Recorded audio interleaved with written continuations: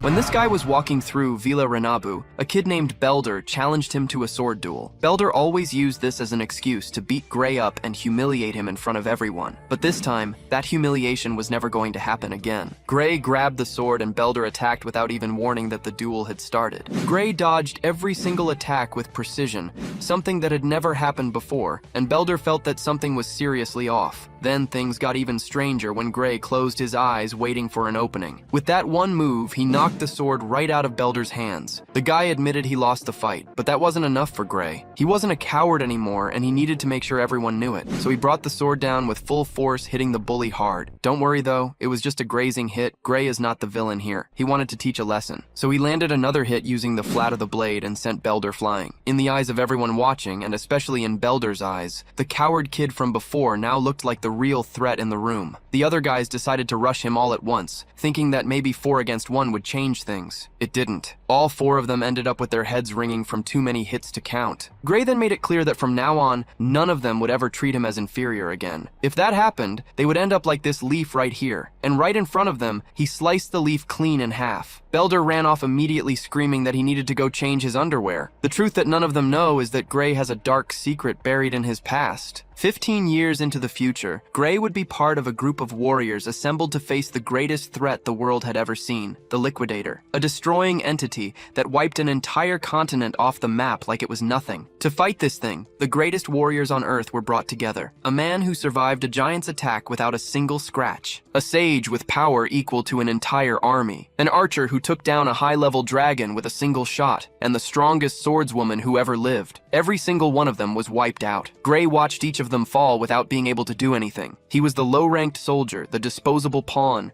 the name nobody remembered. But when everything seemed to be over, something happened. A power that nobody could explain kept him alive when he should have been dead. An entity called Kronos appeared and told him one simple thing. Gray's power was stronger than the Liquidator's own power. The problem was he had no idea how to control it. So Gray was thrown back into the world with a black sword covered in red lightning and went straight at the monster. He managed to hurt the Liquidator, something none of the greatest warriors in the world had been able to do. But it still wasn't enough. The Liquidator was untouchable inside his own plane of power, and Gray had no real control over what he was carrying. That's when Kronos stepped in for good. Sent the Liquidator back in time and threw Gray even further into the past, so he could learn from scratch everything he never learned, and this time, get it right. Gray opened his eyes and he was in Villa Renabu, 15 years before any of it happened. And it was right there, in those very first moments back, that he ran into Belder and the gang. We already know how that ended. With all 4 of them on the ground begging for mercy, Gray put away his sword and looked at Belder. He had one simple request, a referral to the Shinsaira dojo. He needed a path to the greatest academy in the world, and that humiliated bully right in front of him was the fastest door he had. Belder ran towards the dojo to recommend him. Once in the city, Belder asked the protagonist the reason for his interest in the dojo. The protagonist explained that he was seeking a recommendation for the academy through that place. One of Belder's gang members commented that the protagonist already seemed strong enough, without the need to go to the academy. The protagonist, however, stated that his level of strength was far from ideal. After all, not even the world's greatest elite group had been able to defeat the Liquidator. Even when using his black swordsman power, he couldn't even scratch him. He didn't know how much stronger he would need to become to defeat that monster. However, there were clues on how to achieve this goal, and he was determined to follow them. At that instant, for a few seconds, he felt he could control a dark power. He focused on learning the sword art of the Holy Swordsman. If he had trained his sword skills more under the same conditions as the Holy Swordsman, the outcome would have been different. For this reason, Kronos had sent him back to the past. Belder's master was irritated to learn that he had attacked a civilian using the techniques she had taught him. Saria, the sword dojo instructor, showed her disappointment with the young man. Belder tried to justify himself, saying it wasn't a fight, but rather a training session. At that moment, Saria struck Belder with her wooden sword to teach him a lesson. She reprimanded him, telling him not to make excuses, as attacking an unarmed person was not a fight training. Pointing the sword at Belder, she told him to leave and never return. She then informed Belder's gang members that none of them could consider themselves students of the dojo anymore. The quartet left dejectedly, and Saria apologized to the protagonist. She had heard that he desired a recommendation for the academy. As a way to apologize for the trouble caused by Belder and his gang, she she offered to write the letter of recommendation. However, first she needed to confirm the protagonist's skills, and for that, she handed him a wooden sword. She said he would have the first move in a test fight against her. The protagonist advanced, delivering quick attacks while Saria defended them. Saria noted that the protagonist's Shin sword skills were remarkably practical for his age. Realizing that he had already been through several battles, she had proof of this when he dodged one of her blows. After all, his style was almost entirely self-taught, and his fighting method seemed similar to the Academy's sword style. When he delivered several blows in sequence, Saria wondered if someone had taught him, as he demonstrated exceptional talent. She realized that he was a rough diamond that needed to be polished. After a series of rapid attacks from the protagonist, Saria ended the fight apologizing. She went all out against him, determined to defeat him once and for all and conclude the test. However, the protagonist managed to dodge and defend her blows with remarkable agility. Even under repeated attacks, he kept up with her movements and did not give in to her blows. Saria, who initially only wanted to test his skills, suddenly found herself giving her all in the fight. She wondered why she was so scared of that child. Suddenly, the protagonist delivered a slash imbued with malevolent energy. Saria dodged, feeling a bad premonition, even though the blow seemed rushed. Finally, he revealed his weakness, and Saria intended to end the fight with the next blow. However, the blade of her wooden sword was completely destroyed at that instant. Saria's wooden sword blade flew away, and the protagonist felt the same sensation as before, realizing he still possessed the same power as the time entity. At that moment, he felt intense discomfort and fell to his knees on the ground. His body could not keep up with the power level. He could barely stand, but he claimed to be fine. He thought about not using his power recklessly anymore. He decided not to tell the swordswoman the truth for now. Even if he did, Saria probably wouldn't believe him. Gray, unable to control his power, changed the subject, claiming he had gotten carried away. Saria, however, knew it was impossible to cut a blunt blade in that manner. She was sure that he knew it too, and was lying. Realizing that Gray was avoiding the topic and did not intend to talk about what happened, Saria accepted the situation. Resuming the topic of the Academy recommendation, Saria stated that she could provide it. It was the Swordsmanship Academy, the best educational institution in the kingdom. However, she could not recommend him there, as he was not prepared for such an environment. Gray felt that he did not possess enough strength and could barely accomplish anything, except in moments when his power manifested. Instead, Saria suggested he go to the Unified World Academy, not only the best academy in the kingdom, but the most renowned institution in the world. Upon hearing the recommendation for the Unified World Academy, Gray was shocked. After all, it was the place where the holy swordsman and other heroes had emerged. Gray asked if he would be accepted into that academy, and Saria replied that it was impossible. His body was far from being conditioned to be a swordsman. If it were at the Royal Academy,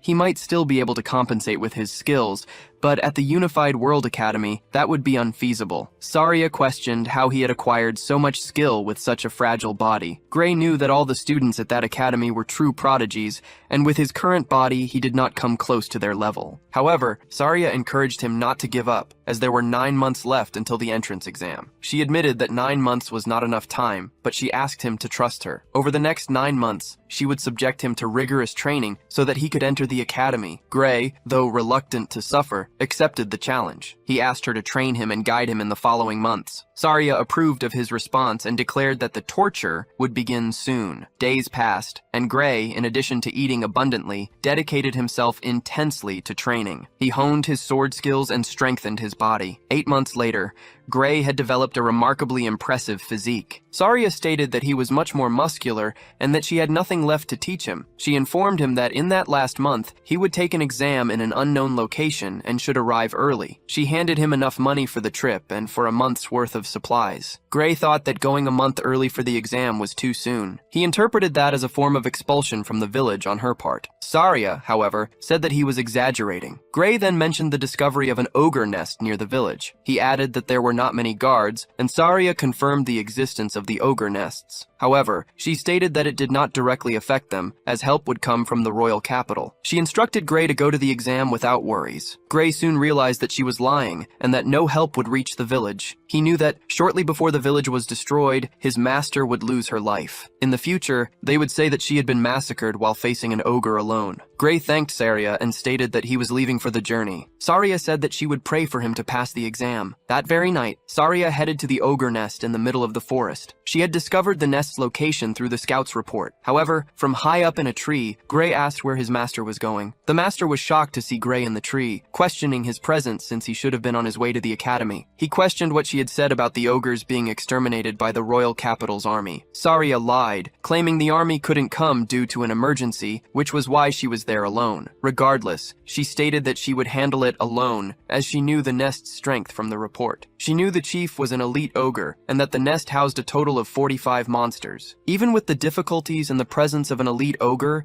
she insisted she would succeed. Gray knew that an elite ogre wasn't that strong in isolation. However, the ogre's true strength lay in its intelligence and leadership. Gray knew that fighting alone would be suicide, as she would be surrounded. He thought that if he left his master alone and departed from the village, she would be destroyed. After all, he had already witnessed this future with his own eyes. Therefore, he insisted that his master take him on this mission. Stubbornly, Saria stated that she would handle the nest alone. However, Gray didn't want to miss the chance to gain combat experience and assured her he wouldn't be a hindrance. Saria could no longer defeat him in training fights, and Gray, obviously, wouldn't be a hindrance in real combat. However, no one knew what could happen in a fight against a newly discovered monster nest. For such a dangerous task, Saria believed it was better to wait until he had more experience. Gray had an idea, since she was so insistent on doing it alone. His idea was to fight Saria until she lost consciousness. Once the master was unconscious, he would deal with the ogre alone. For this, he pointed his sword at the dojo master herself. Faced with this, Saria gave up the idea of going alone, but asked him to make a promise that no matter what happened, he would return alive. The hero lowered his sword and stated that he intended to do exactly that, demanding in return that his master also not die. On that dark night,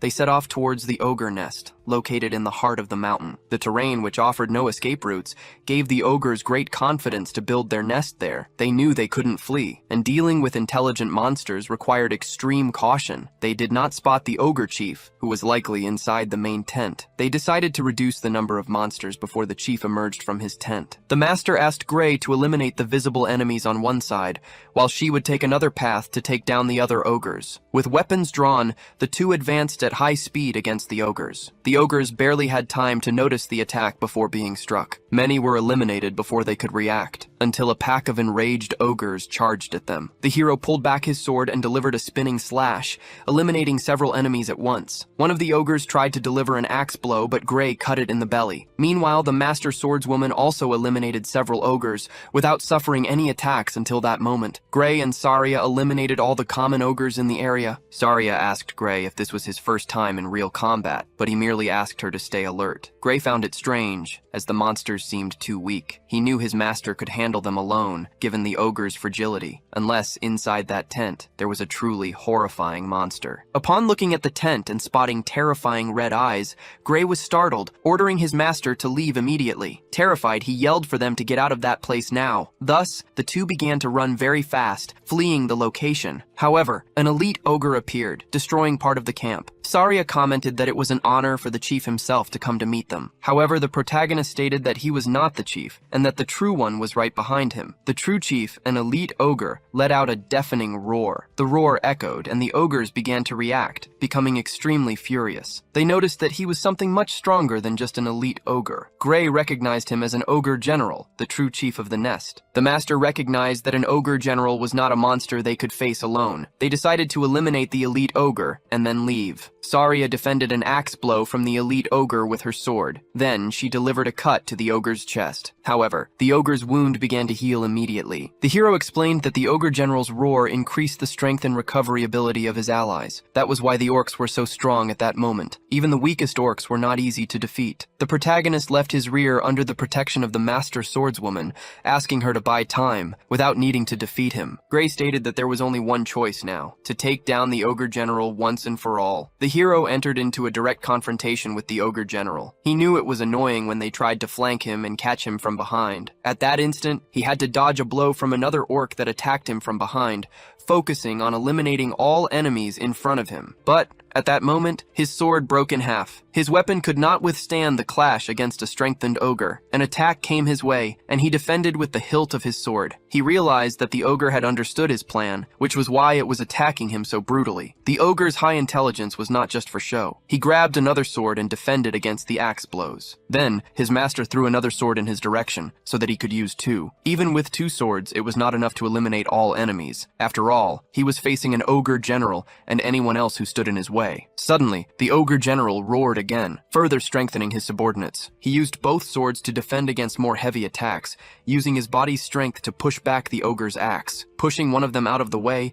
he charged into a crowd of monsters. Attacking in a straight line, he managed to hit several, but suffered an attack to his shoulder. Without time to react, Gray suffered more blows as he advanced. In his attempt to clear a path through the crowd, one of the ogres grabbed him by the waist, immobilizing him, while another monster tried to deliver a fatal blow. The blow was successful, hitting Gray's shoulder. The monsters were wearing down his swords and throwing them at him to immobilize him. At that instant, an enraged monster tried to land a punch on Gray's face. The powerful punch was defended by Gray's sword, but the blade shattered. Gray was thrown backward, severely wounded by the impact of the punch and the previous cuts. He fell to the ground with yet another sword destroyed. He was left with only one sword to face the crowd of monsters. He needed to face hordes of enemies and an ogre general with only one sword. Due to his experience acquired before his regression in time, Gray knew that he would not be able to defeat them. Given this, he ordered his master to flee while the monsters were focused on him. The master laughed, apologized, and stated that she could not do that. Gray said that she should not die there and that she did not need to worry about him. She explained that it was not because of that, saying that she could no longer run as her leg was injured. Due to the cut on her leg, she was out of options and would have to fight. Gray had gone back in time to defeat the liquidator. Everything seemed like it would end the same way. As he delivered another attack, his last sword broke and he felt hopeless. In denial, he refused to accept that the fight would end that way. If he used the power of the Black Swordsman, he could win. By accessing that power, all his enemies would become weak. So, he decided to recall the feeling he had when facing the liquidator. He closed his eyes, concentrating on that feeling, and looked at the broken sword. When he opened his eyes again, he was enveloped in shadows and delivered an attack with his broken sword, which generated a magical slash. This magical slash was enough to defeat a multitude of ogres lined up in front of him. The master didn't seem to see the blow itself, but noticed that Gray had defeated several monsters. Smiling as shadows consumed his body, he said that everything was fine. He eliminated several orcs at once, leaving the ogre general terrified. Then he delivered a shadowy slash that eliminated the general as well. The master also defended an axe attack. She exclaimed that the monster had given her trouble and cut it into several pieces. Now that the general was no longer strengthening them, the monsters became weak again. Thus, Gray defeated the ogre general using his black swordsman form. He apologized for breaking his master's sword. For saving her life, the master said she didn't care about that. She asked about the attack Gray had delivered moments ago. However, she received no answer, as he collapsed to the ground, exhausted. When he became unconscious, she began to shout for him to regain consciousness. After being unconscious, Gray woke up in a dark and unknown place. In front of him, there was a door adorned with iron chains. A black and red energy appeared before him. Immediately, he recognized it as the power he had used before. He wondered if, by opening that door, he would gain the power he so desired. As soon as he took a step forward,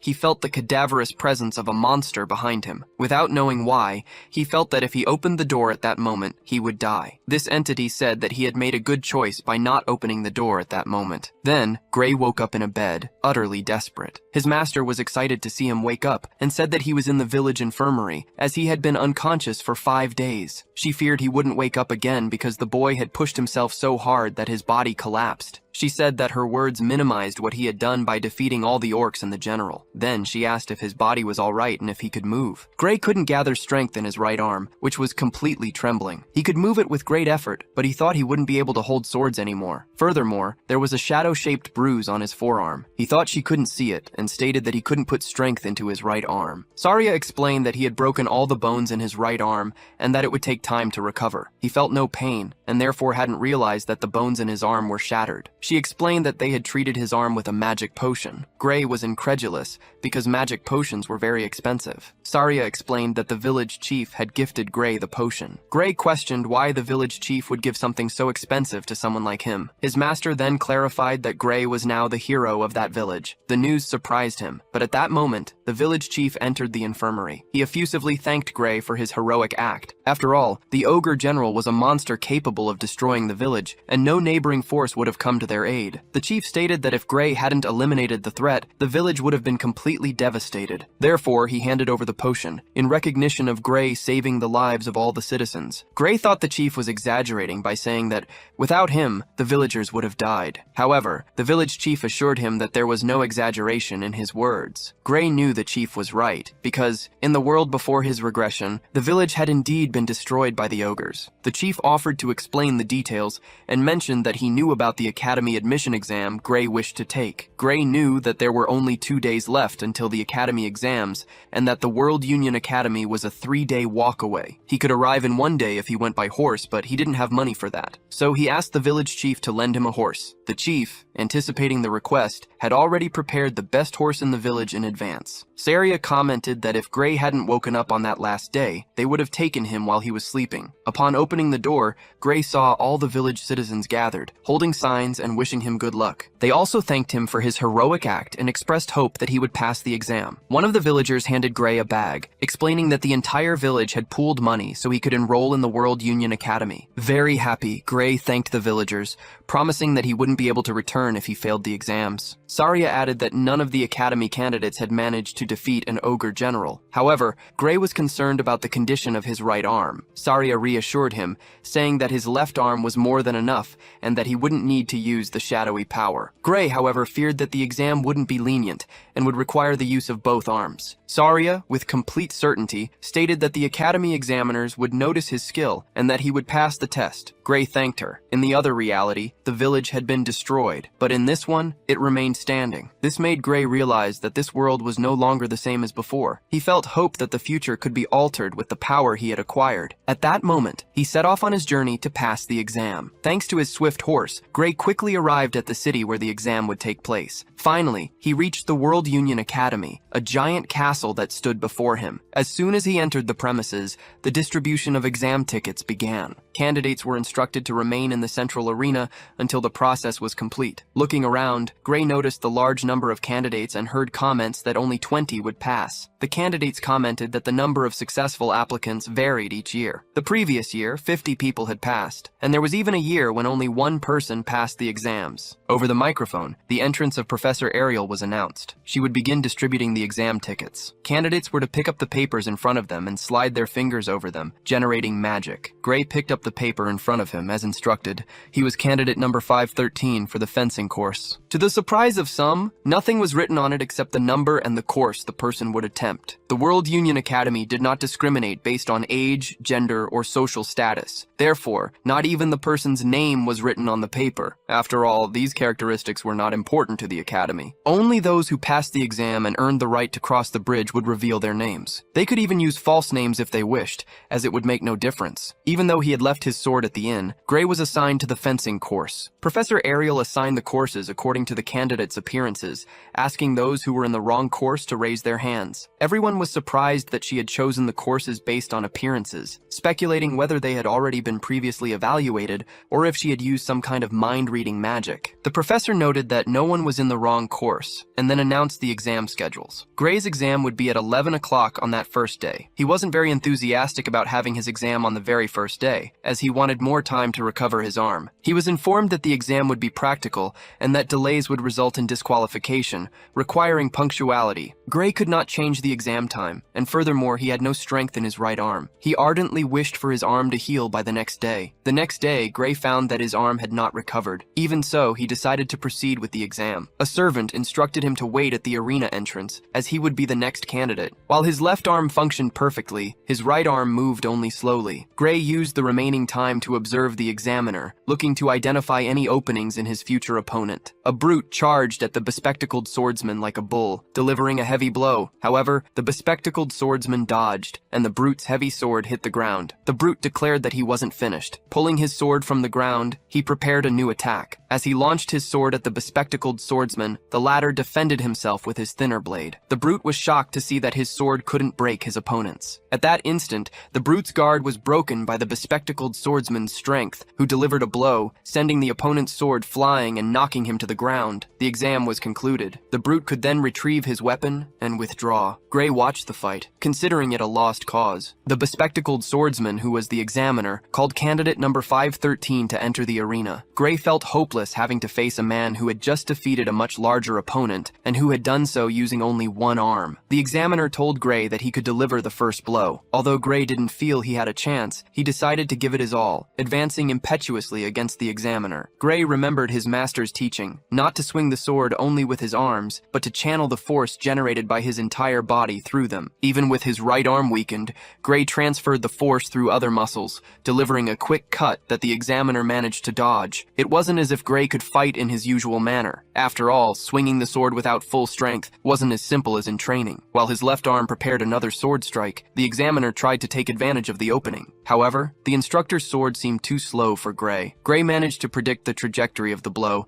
and defended it with ease. He realized that the instructor possessed considerable power, but his speed didn't compare to his master's. Trusting in the swordsmanship he had learned from her, Gray believed he could compensate for the difference in strength in his arms. Gray attacked from the front and then advanced against the examiner at high speed. Gray noticed the examiner's slowness, who began to show shock. Gray had overestimated the man, realizing that he was not as strong as he seemed. He remembered his master's words, who had stated that he would certainly win the test. They engaged in a sword clash, and Gray managed to deflect the examiner's arm upwards. Gray felt confident that he would truly win the test. Although Gray understood the examiner's swordsmanship, the power difference was significant, and he couldn't break the opponent's stance. After all, it wasn't that easy to win using only one hand. With this in mind, Gray observed that the examiner's movements were becoming disorganized. Gray dodged a blow from the examiner and planned a way to end the fight. He remained still, waiting for the examiner to deliver an attack. When the instructor delivered a top-to-bottom sword strike, Gray noticed a wide and open blow. As he dodged to the side, Gray exposed an opening. The strike, large and predictable, left an opening in the instructor's back. It didn't matter how great the power difference between them was. Having reached the examiner's back, Gray had a surprise attack ready to be unleashed. The moment Gray was preparing to deliver the sword strike to the examiner's back,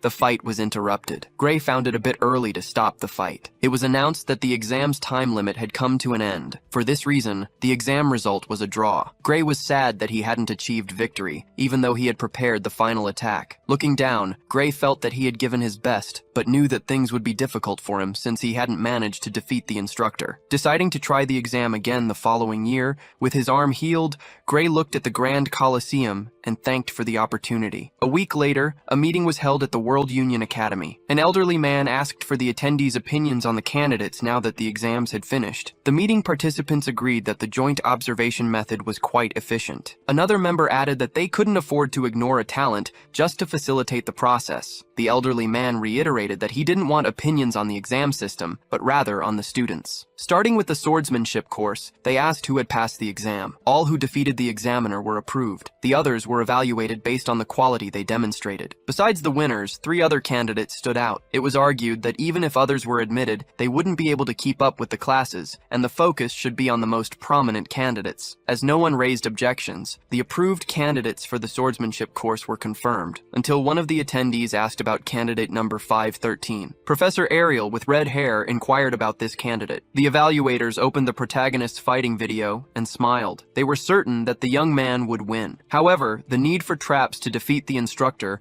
raised doubts about his admission to the academy. Furthermore, they commented that although he possessed technique, he lacked strength, and they felt he was outmatched from the beginning to the end of the combat. Thus, they discarded the possibility of candidate number 513 being admitted. Ariel considered it a waste that, even watching the exam together, they hadn't noticed something important. The next day, all candidates gathered in front of the clock tower. The protagonist observed his application form, awaiting the result. At that moment, the names of the approved candidates for the swordsmanship course were announced. 6 candidates were approved. 5 names were read at once, and none of them belonged to the protagonist. Then, all 6 candidates were announced, and the protagonist was not among those approved. The approved candidates were supposed to cross the bridge and complete their enrollment by the end of the day. Meanwhile, the forms of the unapproved candidates began to burn. The protagonist realized that he truly had not been approved for the exam, until suddenly, the Divine Eye special admission was announced, and candidate number 513, Gray, was approved. The application form in his hands burned in a blue flame. Gray had been approved through the Divine Eye special admission,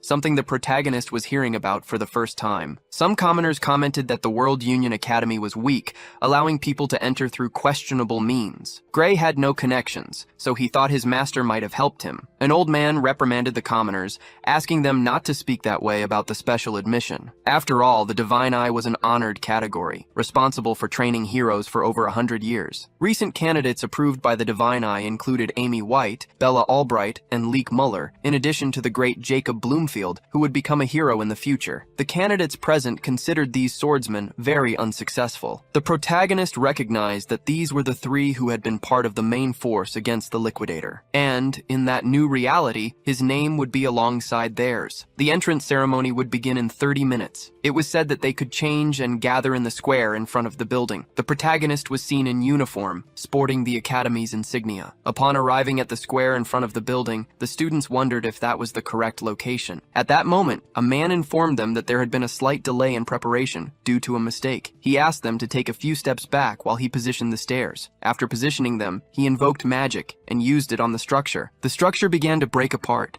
and an intense light started to emanate. The students were shocked to see the amount of magic that was being emanated. At that instant, the main building appeared before them, emerging from the ground. The instructors said that they could sit wherever they wanted. The students gathered, understanding that a teleportation magic had moved the building. The protagonist thought that they wanted to hold the entrance ceremony in a place from which the school building could be seen, realizing that this was the power of the World Union Academy, capable of moving an entire structure with a teleportation spell. He found the ratio of 600 candidates to only 30 accepted students exaggerated. The man said that he had never studied much besides sword handling. After all, a friend had questioned his intelligence. She began to explain that the Academy, as the name suggested, gathered the best students from all over the world. At that moment, students from all over the world began to arrive, transported by balloons and dragons descending from the sky. A magical airship called Strato Queen appeared. The protagonist had already boarded it once when he was part of the Liquidator subjugation squads. It was said that it was one of the largest airships in the world, and that it was being used only because of the ceremony. This made him understand the absurd level that the World Union Academy possessed. Many students from other schools arrived at that moment. Thus, the man with glasses began the entrance ceremony. They thanked the director for his speech, which lasted a considerable time. Even the Academy's entrance ceremony wasn't that different from a normal one,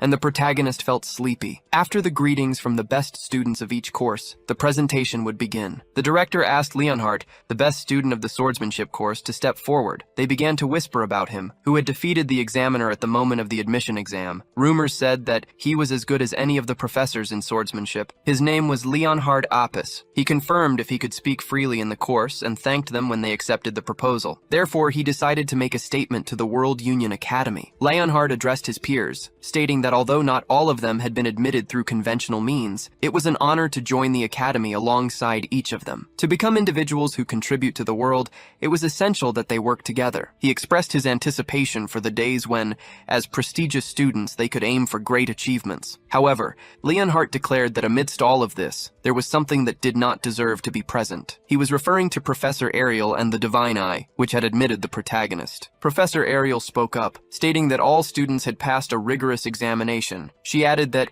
even if there was disagreement with Leonhardt, she did not consider it a good idea to exclude students. Leonhardt replied that he was not referring to those who were admitted through the normal examination. He was talking about a student whom Professor Ariel had irregularly placed in the academy, a student admitted through the Divine Eye's special admission. Leonhardt demanded that this student reveal their identity, return their uniform, and leave the academy immediately. The protagonist did not understand the reason for Leonhardt's hostility. He felt relieved that Leonhardt did not recognize his face and decided not to speak up. Professor Ariel commented that the students that year were quite lively. Leonhardt, serious, insisted that they stop admitting students irregularly regularly. Professor Ariel approached Leonhardt and threatened him, saying that he was no stronger than the protagonist. Leonhardt was stunned by the professor's sinister approach. She then liked Leonhardt's attitude and decided to propose a bet, putting her own job and the protagonist's admission on the line. Leonhardt asked if Professor Ariel wanted him to fight the special admissions student. Ariel replied that she would not do that, as Leonhardt could end up lifeless if the protagonist fought with all his strength. As an educator, she could not put her students' lives at risk. Leonhardt became very annoyed with Professor Ariel's proposal. However, she stated that she was serious and that the bet instead would involve monsters. She knew that Leonhardt was more skilled at fighting monsters than humans. The bet was simple. They would only have to eliminate one monster that she would choose as the target. Each round would present stronger monsters. Whoever did not defeat the monster first would lose. If the special admission student lost, Ariel would be retired from her position as a professor. On the other hand, if Leonhardt lost, he would have to do anything she commanded. Before accepting, Leonhardt wanted to know what the target monsters for the test would be. Even confident, he knew that he should still consider the risk. Ariel, then, preferred to develop a different proposal. The first target she proposed was an ogre general. As soon as she mentioned this, Leonhardt, indignant, slammed his hand on the table and declared that this was not a monster he could face alone. Professor Ariel explained that she was asking him to defeat this monster, but that the deadline could be extended for an entire year. Leonhardt replied that if it were possible to defeat such a monster with only 1 year of training, people would not suffer so much because of it. He asked her to choose another monster for the test, reiterating his understanding that if a monster of that level could be defeated with 1 year of training, humanity would not face so many problems. Professor Ariel presented another condition. In case of a tie, Leonhardt would win the bet. If the protagonist failed to defeat the ogre general, she would be fired and the special admission student expelled. When asked what he thought of this, Leonhardt replied that it was madness. Professor Ariel concluded that he had no options and accepted the bet. But Leonhardt added that the ogre general could not be the final challenge and claimed that he could sign the contract without problems at that moment. Leonhardt took the pen and signed the magical contract without hesitation. He asked the professor if the student could really win, raising some points of questioning. The other students thought it was madness for Ariel to bet her career on a boy. Some believed that she had already passed her prime, was not very strong, and would not leave the academy. The protagonist was not very happy with the bet. He thought the professor had given a 1-year deadline to defeat the ogre because of him. He imagined she had observed him before his enrollment. He was shocked to observe every demand she had made from the beginning, realizing that his professor was truly playing dirty with those conditions. After some time, a class on the fundamentals of magic began. The professor assumed the students were surprised by him giving a lecture on the very first day. However,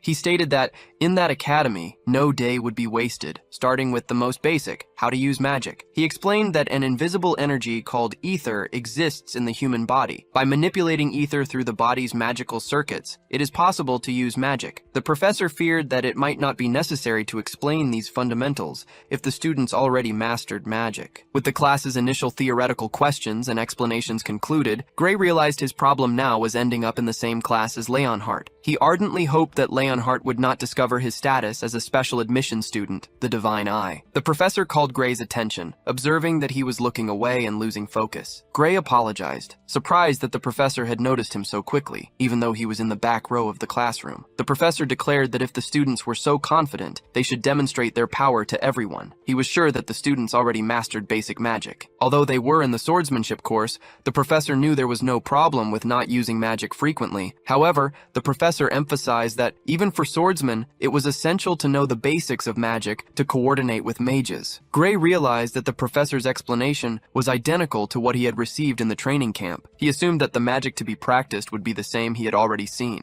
Gray wondered if the magic they would learn would be the ether projectile. The professor noticed that Gray already seemed familiar and asked if he could use magic. Gray confirmed that he could, having learned it in the training camp. Seizing the opportunity, the professor decided to turn the demonstration into a duel. Leonhardt also knew how to use ether projectiles, and the professor proposed that the two face each other. Leonhardt stated that he had also been trained in magic before joining the academy. The professor explained that, although there was a power difference between the two, an ether projectile would not be lethal. Then, he revealed that Gray was that year's Divine Eye student. At that moment, the entire class turned their eyes to Gray. Gray was annoyed with the professor for exposing his secret identity. He stood up, determined to show everyone how he used magic. Meanwhile, Leonhardt decided to show the other students the true nature of the academy. The professor instructed the special student, Gray, to come down and approach. When the professor gave the signal, the two would fire ether projectiles at each other. Gray didn't feel confident, as he had only trained this technique for a few few days on the battlefield. He feared he wouldn't emerge unscathed. The professor then gave the signal for them to begin the training. Leonhardt formed a magic projectile, determined to demonstrate the incredible difference in strength between them. Gray also created an ether magic to retaliate. The two launched their magic simultaneously, and they canceled each other out. The two magic spheres collided. However, Gray's sphere overpowered his rivals, advancing towards Leonhardt, who was visibly startled. But the professor intervened, conjuring a magic shield that saved the student. However, the professor's shield also shattered, and the magic resulted in an explosion. All the students felt the impact of the explosion, including Leonhardt. The professor rushed to Leonhardt to check if the boy had been injured. Leonhardt was fine, but the professor knew he could have died if the barrier hadn't attenuated the magic. The students asked how Gray had achieved such a feat. Gray, in fact, thought the spell he had cast was very weak. He questioned if the ether projectile he had learned in the subjugation squad was different. Gray asked if the others had also done something similar. The professor explained that Gray had achieved that because the quality of his projectile was different. He warned that it wasn't normal ether, but rather super compressed ether. No one in the room had ever heard of super compressed ether. It was a power that even the professors had difficulty producing, and Gray had done it perfectly. The professor stated that it was the first time he had seen such a powerful ether projectile, something no one in the academy could replicate. People began to agree that the Divine Eye's admission was correct in accepting him. Meanwhile, Gray thought something was wrong. He said that all the spells learned by the squad in the training field were like that. Gray asked if they were mocking him, as he believed anyone should be able to do something like that with practice. The professor chuckled and asked Gray to transfer to the magic course, offering a personal recommendation. However, Gray refused the proposal to transfer to the magic course. The professor considered that Gray had performed ether compression, producing super compressed ether, and at such a young age. He stated that Gray was an unparalleled prodigy, even by the academy's standards. He said that the person who had claimed Gray had no talent knew nothing. The room found it strange that the professor, who rarely gave praise, spoke so much to a student. The professor declared that it would be a crime and a loss to the world of magic if Gray didn't study it. Gray remembered hearing about the ether compression technique. In ancient times, the true nature of compressed ether, known today as life force, was unknown. The person who taught him about the subject explained that casting magic effectively was extremely difficult, as it required compressing ether within one's own body before releasing it. In the future, this technique would be viewed with disdain, considered weak and ineffective. Gray then asked the professor if he knew about OD. From the master's reaction, Gray understood that the world of that era still had no knowledge of OD. This meant that what he had learned in the subjugation squad was, in fact, knowledge from the future. He would need to be extremely cautious when deciding with whom to share this information. Gray declared his deep love for swords and refused the offer to join the magic course. The professor, respecting his decision, told him he could seek him out any time if he changed his mind. Upon returning to his seat, the professor stated that he would no longer reprimand him if he looked away during class. He added that the lecture was too basic for Gray, who was free to leave at any time. The other students were incredulous at the permission, and Leonhardt in particular changed his attitude towards Gray. Later, Professor Ariel sent a letter to Gray, requesting his presence in her office after class. Gray assumed the summons was the result of a complaint from Professor Carlos from the fencing course, and that Professor Ariel would likely advise him to change courses. Upon entering the room, Gray was surprised by an attack. Someone lunged at him with a sword, but he easily defended the blow. His body reacted instinctively to the attack from a blue-haired girl. He realized he had seen that girl somewhere before. At that moment, Ariel confirmed that her observations about Gray were correct. She also stated that Bella had not held back, and that Gray's movements were impeccable. Gray confirmed that the attacker was Bella Albright, the sorceress. Ariel declared that the other professors should resign from their positions, as they were unable to perceive whether Bella had held back or not. The professors admitted their failure and handed coins to Professor Ariel. Ariel explained that they were betting on whether Gray could defend Bella's surprise attack. She then handed a gold coin to Gray, as she had won the bet. The professors noticed that Gray did not use his dominant arm for defense, as if he were protecting an immobile arm due to an injury. They speculated that the injury was deeper than it appeared. Gray was surprised by the professor's ability to deduce all of that just by observing him. Ariel added that if they weren't capable of such perception, they wouldn't be professors at the World Union Academy. Ariel revealed that she had known about Gray's condition since the admission exam, which was why she had made the bet, and then dismissed them. The professors, while admitting Gray Gray's potential, warned that if the injury didn't heal, he would have to leave the academy. As soon as the other professors left the room, Ariel wanted to discuss magic. She had received information that Gray used compressed ether in Professor Carlos's class. Professor Carlos himself had sought out Ariel's office to transfer Gray to the magic course. However, Ariel refused, as she believed Gray was more suited to wielding a sword than using magic. She was sure that he wasn't just good at compressing ether. Seeing that Ariel perceived everything with just a glance, Gray decided not to lie. She wanted to know what trick he had used and promised not to tell anyone, even offering a reward. Ariel revealed that her interest was because of Bella Albright. Gray almost called her a sorceress, which could cause a problem. Ariel explained that Bella was brilliant in magical theory, but not in practice. For some reason, she couldn't compress ether effectively. Gray had already heard that Bella was deficient in this aspect, and now understood why. When using super compressed ether, he didn't do it the conventional way. There was a way to use super compressed ether without actually performing the compression. Consequently, Bella wouldn't need to be sent to Professor Bradley. Gray was shocked to realize it was Professor Varian Bradley. It was impossible not to know him, as Varian Bradley was infamous in the magical world. He had conducted countless experiments on humans, resulting in murders. In the future, he would cause numerous magical disasters, leading to the deaths of thousands of people. Being the worst magical criminal in history, he had not yet been captured. Ariel explained that if Bella couldn't create super compressed ether by the end of the year, she would be sent to Bradley for surgery. Gray was shocked, finding the idea bizarre. The surgery, under the pretext of enhancing magical abilities, was actually a human experiment. Although it wasn't yet public knowledge, Ariel knew that some people had already died because of Bradley. Bella found the prospect terrifying, but she would be expelled from the academy by the end of the year if she couldn't use super compressed ether. Professor Ariel preferred Bella Albright to leave the academy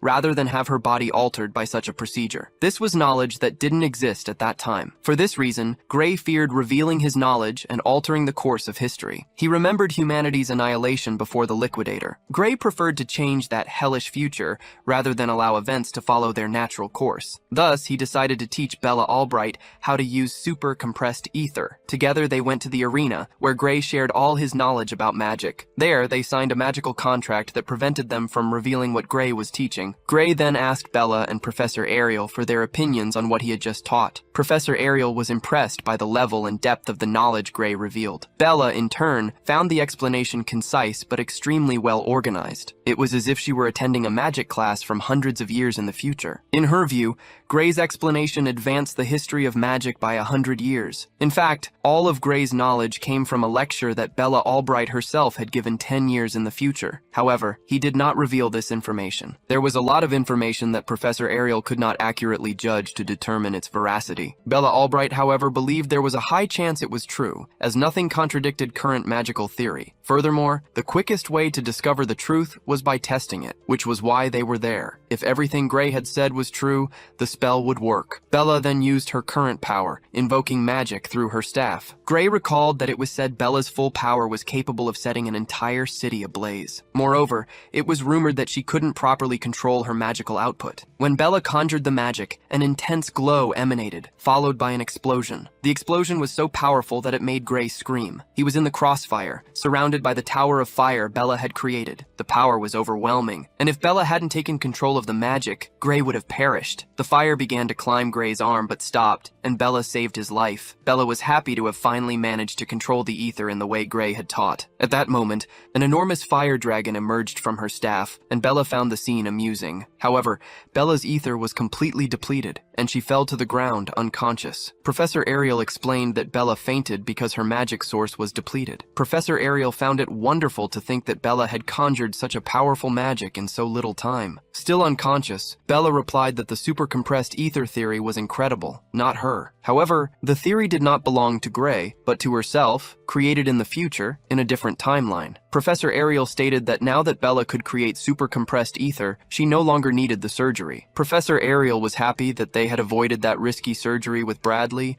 and that Bella had not lost control of her magic. Professor Ariel explained that the surgery increased magical output, but at the cost of control over it. Its exact functioning was a secret, but it seemed to be a surgery that broke the strength of a person's limiter. It was because of this surgery that sorceresses in the ancient world could not control their powerful magic. In any case, thanks to Gray, Bella could now create super compressed ether and fulfill the terms of the contract. It was now Professor Ariel's turn to fulfill the parts of her own contract. Thus, Professor Ariel would use magic on Gray's arm to heal the magical wound. She conjured a spell, and several butterflies began to float towards Gray's arm. In moments, Gray's right arm returned to functioning and moving normally. Gray thanked Professor Ariel, as not even healing potions had managed to restore his arm. Professor Ariel asked that her nerve restoration magic not be compared to common potions. She asked Gray to swing his sword to check if his arm was moving as before. Gray drew his sword from its sheath, and the movement seemed normal. He performed some hyper-fast movements, but said that his arm was not moving as well as before. Even repairing the nerves, the magic could not heal the wounds on Gray's soul. Professor Ariel said that the magical knowledge of that era had not proven the existence of a soul, yet she believed it existed. After all, she could see souls with her secret eye,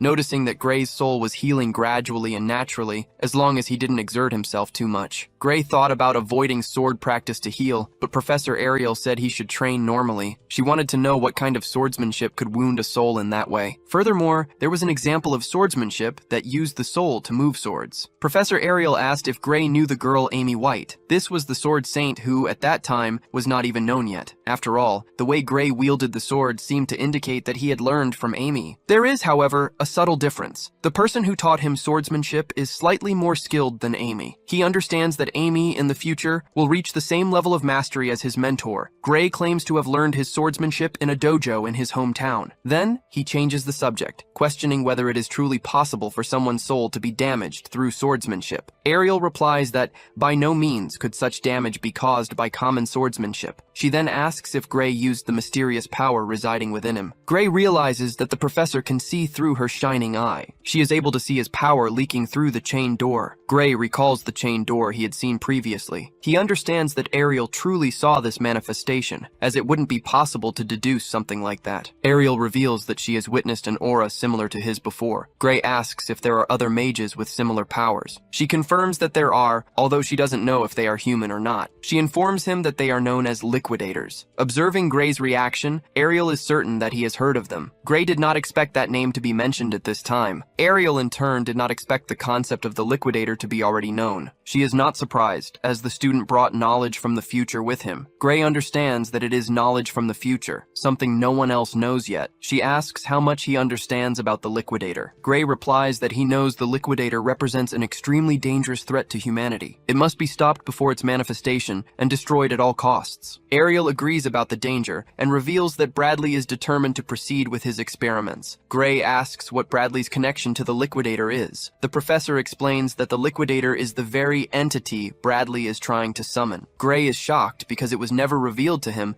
that the liquidator had been created by man. In the other timeline, the Academy acted as if it knew exactly where the liquidator would appear. He understands that the Academy had been involved in summoning the liquidator all along. Gray wishes to stop this experiment immediately. Ariel explains that since one of those involved in the project is a professor of her same rank, she does not have the authority to stop the experiment. Gray asks who the superiors are whom she tried to warn about canceling the experiment. However, she is not authorized to reveal to him who these superiors are. Unless the order comes from a higher authority, no one can force the interruption of this experiment. Gray understands that the Academy's leadership is much more inaccessible than he had imagined. However, the fact that Balian Bradley is a criminal should change the situation. In the previous world, the insane professor's illegal experiments resulted in the deaths of dozens of women. Gray knows exactly where he conducted the fatal experiments. He knows where Bradley is conducting the illegal experiment and tells Ariel to catch him red-handed. However, the professor explains that this will not work because breaking into the research room would be a crime. Without concrete evidence, they would both end up arrested. She asks if Gray has proof of Bradley's crimes. If not, they will have to shelve this idea for now. Even knowing Bradley is dangerous, their hands are tied. Then, the professor decides to address Gray's power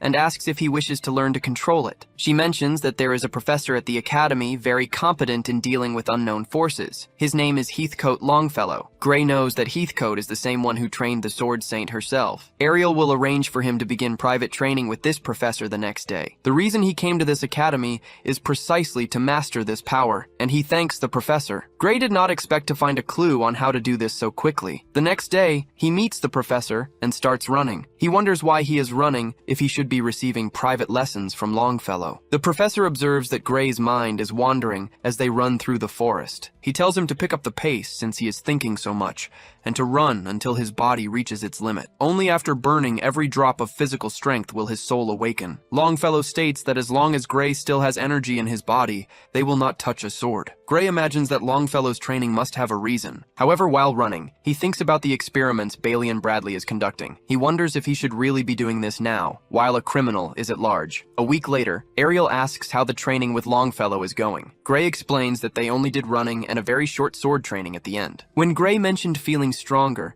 Ariel commented that that type of training was typical of Longfellow. Suddenly, the butler interrupted them to deliver a letter to Professor Ariel. Upon reading the letter, Professor Ariel assumed a grim expression. The correspondence was a report detailing that Bella Albright was producing super-compressed ether. The report indicated that although Bella had acquired a very similar power, subsequent examinations revealed that she did not actually compress it. Consequently, her new ability could not be officially recognized as super-compressed ether. Bailey and Bradley stated in the letter that the contract would remain valid and the operation would proceed as planned. Gray considered Bailey and Bradley's letter complete insanity. Professor Ariel realized that Bailey and Bradley was determined to force Bella Albright to undergo the surgery. The contract was loophole-proof, making it difficult for the girl to refuse the surgery. The only way to change this situation would be if Bailey and Bradley himself annulled the contract, or if Bella Albright were expelled, or the operation was cancelled. Ariel then asked for Gray's help to accomplish this mission. She demanded that Gray reveal the location of Bailey and Bradley's laboratory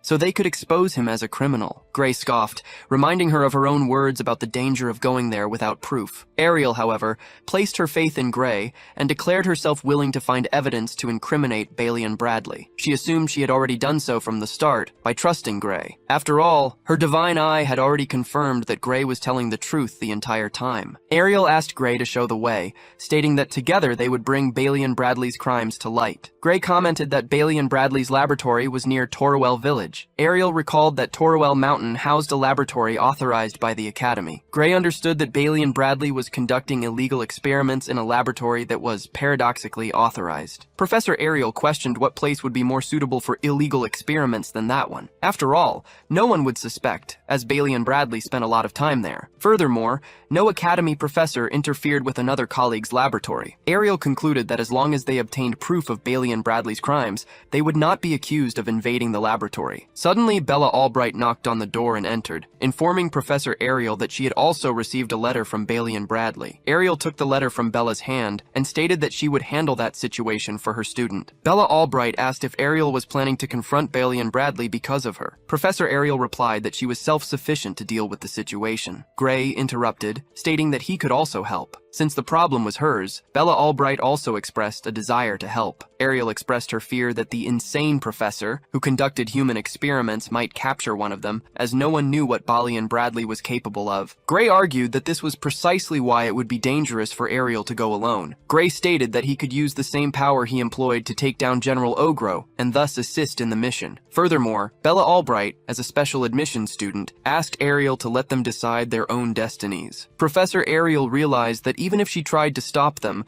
Gray and Bella would go after Bailey and Bradley. In that case, she would let them go, but with one condition. No matter what happened, they should prioritize their own safety above all else. The two students agreed. They arrived in the mountains and found Bailey and Bradley's hidden laboratory. Bella Albright could hardly believe that Bailey and Bradley was actually conducting illegal experiments in that location. Professor Ariel was certain and stated that they would look for the evidence at that moment. Gray was also certain that this was the place. Bella Albright, trusting both of them, asked if they would be able to collect the evidence without problems. Ariel explained that Bailey and Bradley should be at the Society of Magic conference at that moment. There was a high chance the main entrance would be full of traps, so they should enter through the side. Invading a laboratory authorized by the Academy was a crime, but at that moment, it was a necessity. When Professor Ariel suggested that Bella could go back if she was uncomfortable, Bella Albright remained firm in the mission. Ariel told Bella Albright that she was mistaken to think they were doing all of that just because of her. Gray also stated that stopping those experiments was for a greater good for the world. After all, if they didn't act, countless people would be sacrificed. Ariel considered that it might be an exaggeration, but she agreed that the experiments needed to be stopped. They were not risking their lives solely because of Bella Albright. Then they advanced at high speed and cast spells against Bailey and Bradley's laboratory. They caused a considerable explosion at the laboratory doors to deactivate the traps. They blew a hole in the wall and were met with a shocking scene. Several people were trapped in cells, visibly starving. Ariel commented that they wouldn't even need to exert themselves to find proof of Bailey and Bradley's crime. crimes. A quick glance was enough to identify 14 forbidden spells, which alone constituted a serious crime. Furthermore, the unauthorized human experiments represented a most grievous offense. In the center of the hall, an altar is set up, filled with candles and a magical symbol. The group's plan is to leave with the evidence, and they ponder whether they should rescue the imprisoned people immediately. The hero states that they cannot delay, as Balian Bradley might return at any moment.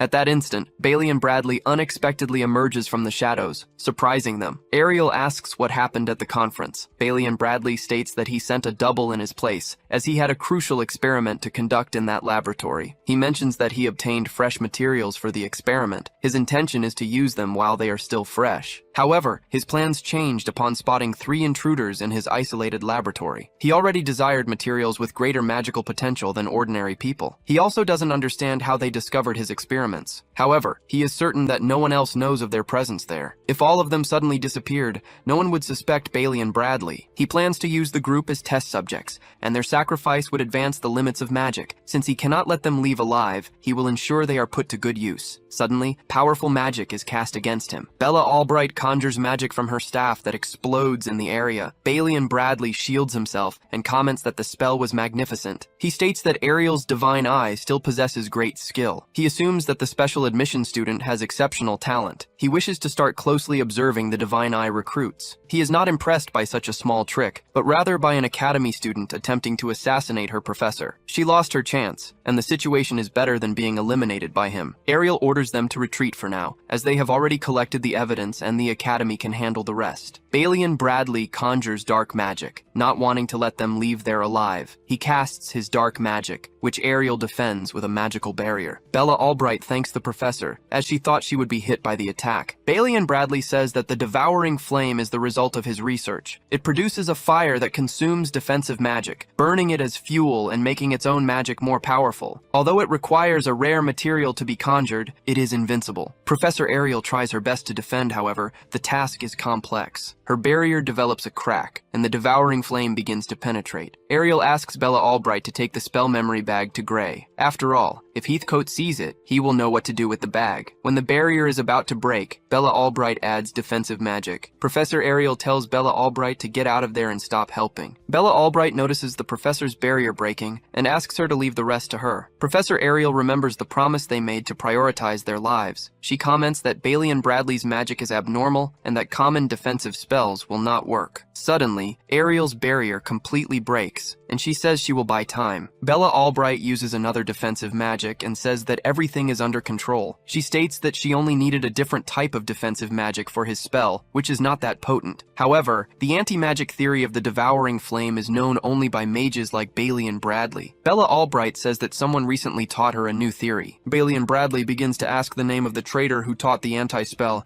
and is overcome by intense hatred. He states that if she reveals the traitor's name, he will eliminate her quickly. Bella Albright solemnly replies that it is a secret. However, she confirms that the traitor is a student from the fencing course and remembers the protagonist's lessons, with the protagonist having set up most of these lessons. Realizing that she will not answer seriously, Balian Bradley picks up a crystal and says he will burn them alive. The moment he breaks the crystal, tormented souls begin to advance towards the group of heroes. The souls seek to devour them and transform into living flames. They merge into a single entity, which becomes an enormous, gigantic, and massive black flame. The hero asks if Bella Albright is okay, and she replies that the barrier will hold. However, her mana reserve is about to run out. Bella Albright asks the hero to attack Balian Bradley, as she is busy maintaining the defense. Professor Ariel activates the Divine Eye to attack Balian Bradley. She notices a point where the flames are weaker and decides to project her magic outside the barrier. Thus, she projects her mana outside Bella Albright's barrier and launches it towards Balian Bradley's weakened point. Powerful electric bolts launched towards the villain. Balian Bradley noticed Ariel's counterattack attempt. However, the bolts could not reach him. Gray recalled that Professor Ariel's offensive magic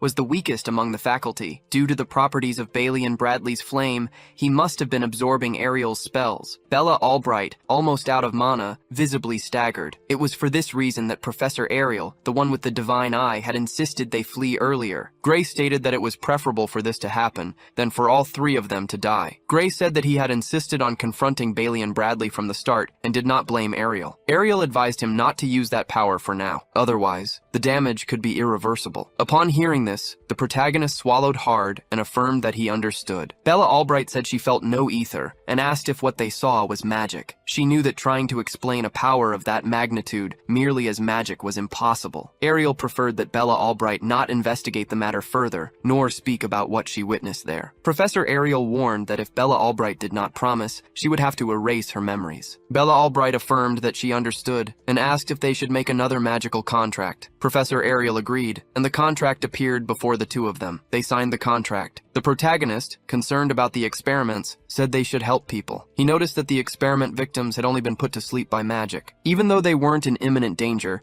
the test subjects should be taken to the Academy's medical facilities. So, Ariel created several cocoons of glowing magic to protect them from external harm. With that resolved, they decided to investigate the mountain laboratory further. The illegal experiments occurring there, as far as they could see, involved human sacrifices. These sacrifices served to produce magical catalysts or enhance human abilities. Ariel found no experiments related to the liquidator and wondered if it was in another facility. Gray found it strange, as that was the site of an incident that claimed the lives of tens of thousands of people. He wondered how the mere production of a magical catalyst could have caused such a disaster. Then, Gray understood that what eliminated the people in his past world was the miasma that erupted from underground. He froze, immersed in this possibility, and the two girls noticed his dread. The protagonist realized that there was certainly something beneath that laboratory. He told the two girls that there might be hidden passages underground. They found no hidden passages, but Ariel noticed something with her divine eye. Ariel activated her ocular ability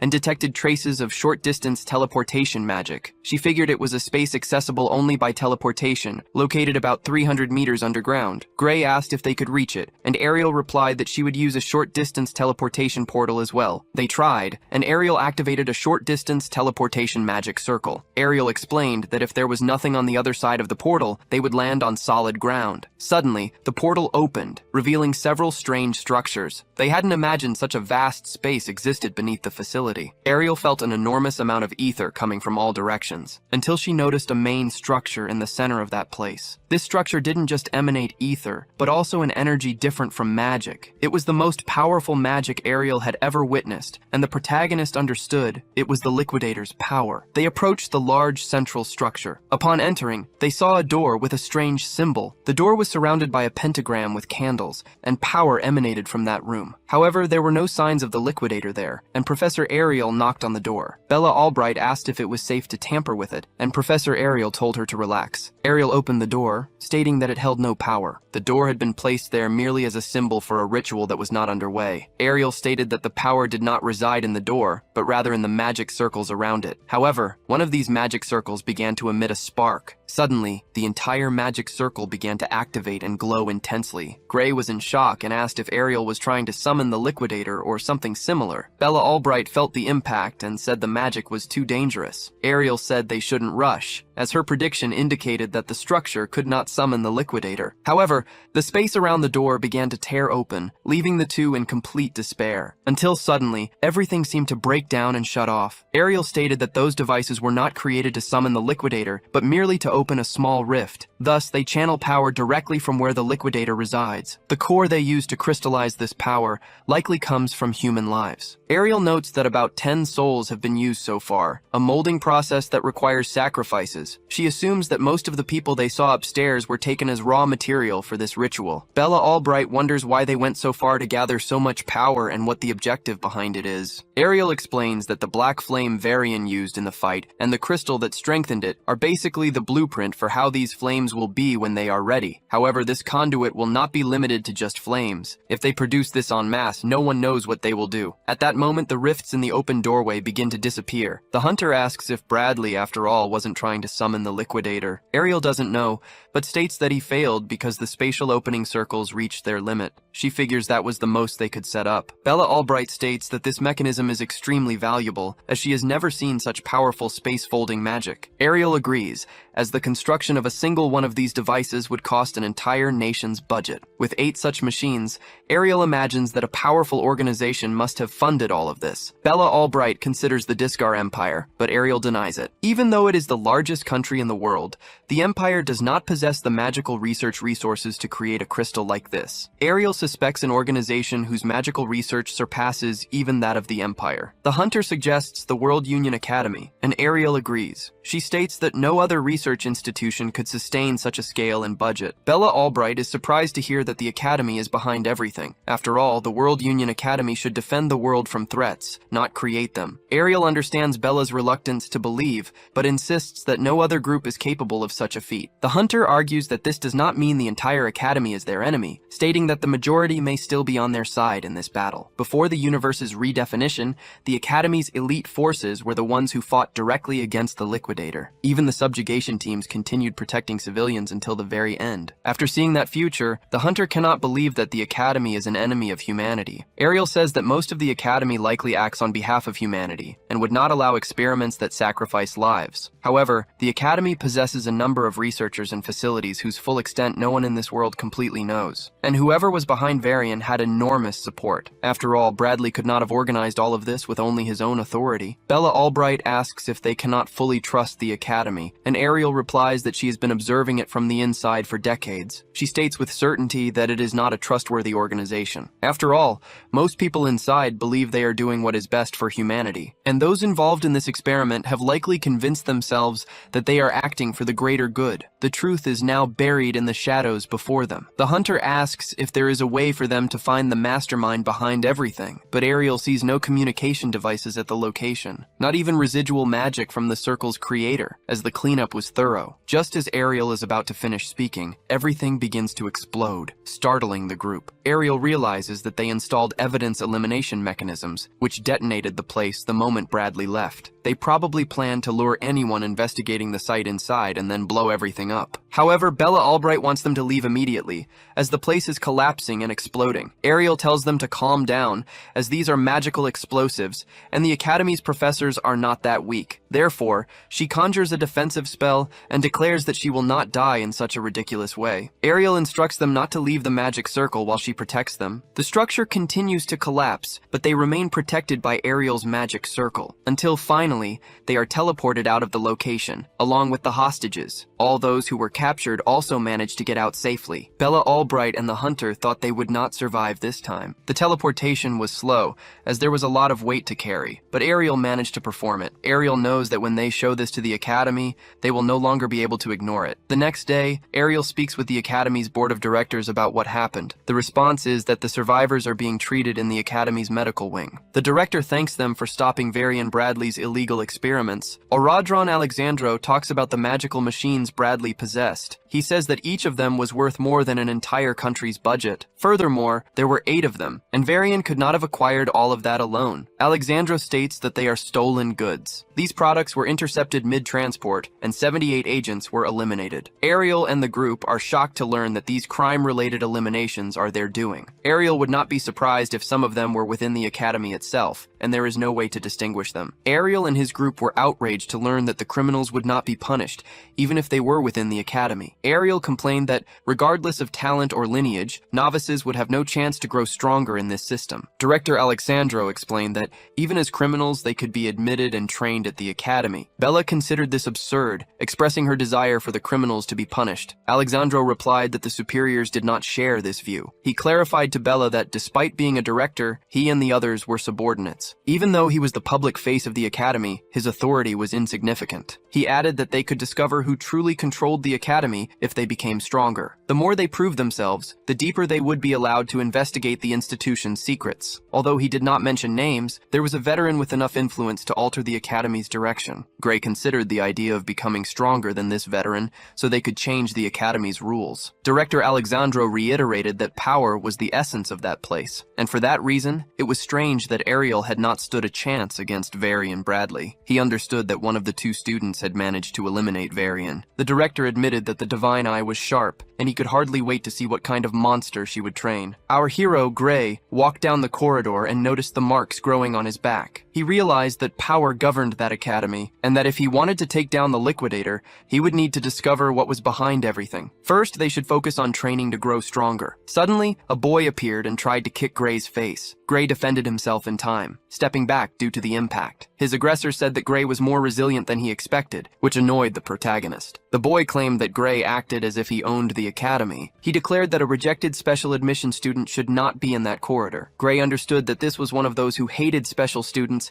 and asked if he wanted trouble. The pale boy replied yes, but a second rejected student had just appeared. When Ariel appeared, the boy turned and left. Due to stricter surveillance, the boy could not get any closer. This confirmed that Varian Bradley would send someone soon. That strange boy had been sent by Varian Bradley to cause trouble. The boy told the teacher that the theoretical class student had just kicked him. He claimed that the Divine Eye Special Dimension student should not walk through the academy's corridors. However, without weapons or injuries, the teacher could not take a rational stance on the incident. She said that Gray should go after the student and beat him up. Gray and Ariel did not expect the situation to be resolved in this way. Arya, the teacher, said that technically she could not allow such an action, but she would pretend not to see. However, Gray preferred to leave the boy alone and not cause more trouble. Arya asked if the Divine Eye Special Dimension students were so hated. Gray stated that they were often mocked, but it was the first time the situation had escalated to physical aggression. Arya regretted that they were mocked and expressed her desire to have more authority at the academy. Gray, however, considered that if Arya had given up her scholarship because of the situation, he would not even be there, so he let it go. Furthermore, Bella was determined to prove that the divine programmer had not been a mistake. Gray added that his teacher had a divine eye. After all, in the future, the special students would become the heroes who would fight against the Liquidator. Ariel thanked Gray, but said that he should not act as if it were someone else's problem. She stated that, of the entire Divine Eye group, Gray was the one she had the highest expectations for. Amy White, Luke Muller, and Jacob Bloomfield were special students who would reach a high level, but it was the first time she truly believed someone could surpass humanity itself, and that person was Gray. Gray found it heavy to be compared to these great heroes. However,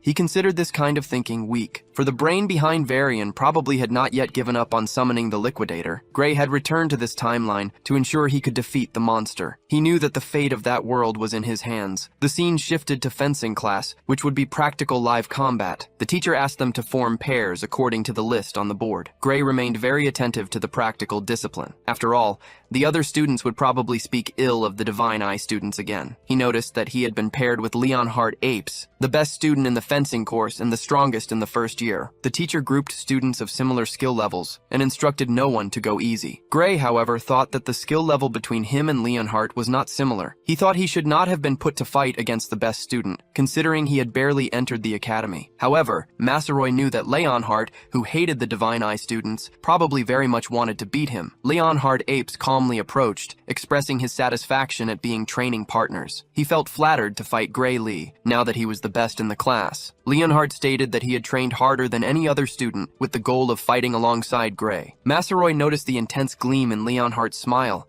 realizing that he was relishing the prospect of being able to legally face him. Both, eager, headed to the center of the battlefield. All the students began battling each other, and Leonhardt immediately advanced on Gray Lee. Massaroy defended himself from Leonhardt's powerful sword strike. Then, Leonhardt delivered a horizontal slash that threw Massaroy backward. Soon after, he advanced again, emanating an intense aura, and his slash passed close to Gray. Gray Lee, in turn, delivered a massive blow, which was defended by the blonde-haired student. Leonhardt stated that Gray was strong, finding it hard to believe that he hadn't entered through normal admission. Their sword combat continued at high speed, with numerous blows exchanged. Massaroy thought he would lose quickly, but realized he was managing to keep up. However, he couldn't match Leonhardt's brute strength, even using both arms. Massaroy agreed that Leonhardt's swordsmanship was insane, perfected to a terrifying level. Even with the experience from his past life and the training from his current master, the fight was difficult. Seeing Leonhardt advance again, emanating mana, Massaroy thought he was a monster. Their combat attracted the attention of the academy students, as Gray was managing to keep pace with Leonhardt. Leonhardt said he could fight like that all day and was having immense fun. Meanwhile,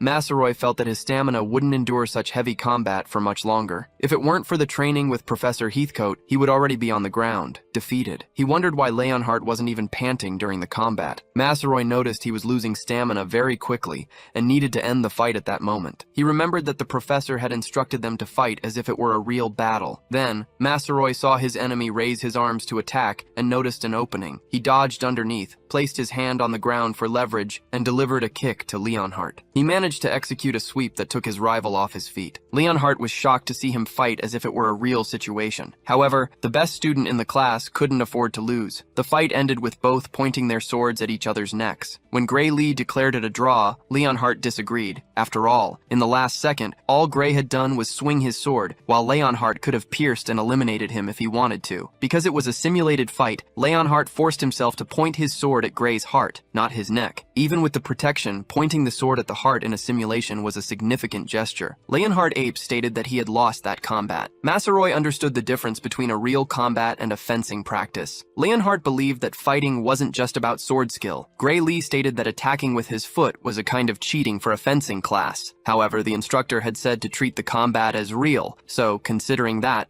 there was no cheating. Leonhardt called Masaroy for another round. Gray Lee didn't understand why Leonhardt had underestimated him, because in a direct confrontation, he wouldn't stand a chance. It wasn't just a matter of technique. Leonhardt's stamina left him far behind. At that moment, a student ordered them to stop what they were doing. He argued that whether it was real combat training or not, it was a fencing class. In other words, they shouldn't have used anything other than a sword. This arrogant student wondered how a special student was fighting against the best in the class. The student told Gray not to boast about having a bit of magic, and that Masaroy hadn't even chosen the combat. Leonhardt replied that the professor had decided Gray was the only one worthy of fighting him. The professor seemed to agree, stating that she had formed the pairs with students of similar overall strength. She stated that Gray was the only one who could face Leonhardt. She said that if the student disagreed, he should defeat Gray and become Leonhardt's opponent. The student, wanting to prove his point, stated that he had defeated the examiner to get there, and that he shouldn't be compared to those who barely passed the tie or didn't even pass the test. Dylan noticed that the student was underestimating Gray, treating him as a mere exhibition, without knowing his true strength. He thought it was a good idea, as Gray's power deserved recognition. More importantly, the student had interrupted the time Leonhardt would have had with Gray. Because of this crime, Leonhardt thought the annoying student deserved death. The teacher said that if they didn't like the real combat rule,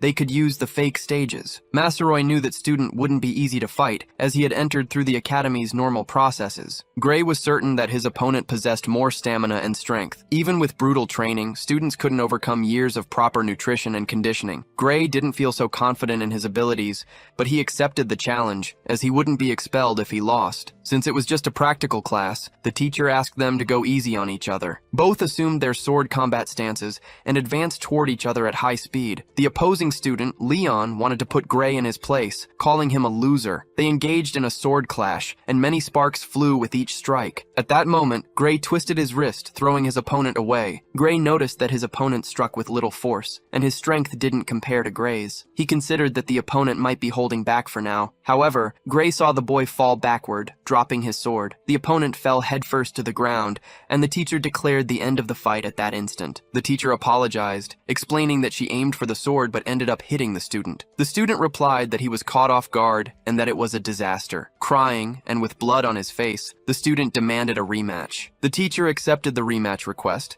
allowing the fight to continue until the student gave up. The opposing student advanced against Gray again with all his strength. However, the confrontation ended the same way, the student, crying and badly injured. Seeing the student so injured, the teacher declared that the combat would be concluded. She also asked someone to take him to the infirmary. Thus, this year's representatives were Gray and Leon. The professor explained that the best first-year students would face the second-year champion. This was a battle that occurred between students of different years. The difference between the first and second years was notable, as the first-year students had lost 35 times. The professor stated that a year at the academy meant a lot, and that losing to the second year was considered normal. If they managed a good fight, they would already impress, and if they won, they would go down in academy history as a miracle. The professor advised them not to stress too much, as being called for this fight was already a privilege. Gray thought the battle between the years would be much more serious. As a special admission student, Gray found this a perfect opportunity to prove his fighting ability. Gray was determined to train hard to fight the second-year champion. The director discussed Professor Budra's proposal at the school board meeting. Budra proposed that the divine Eye special admission student,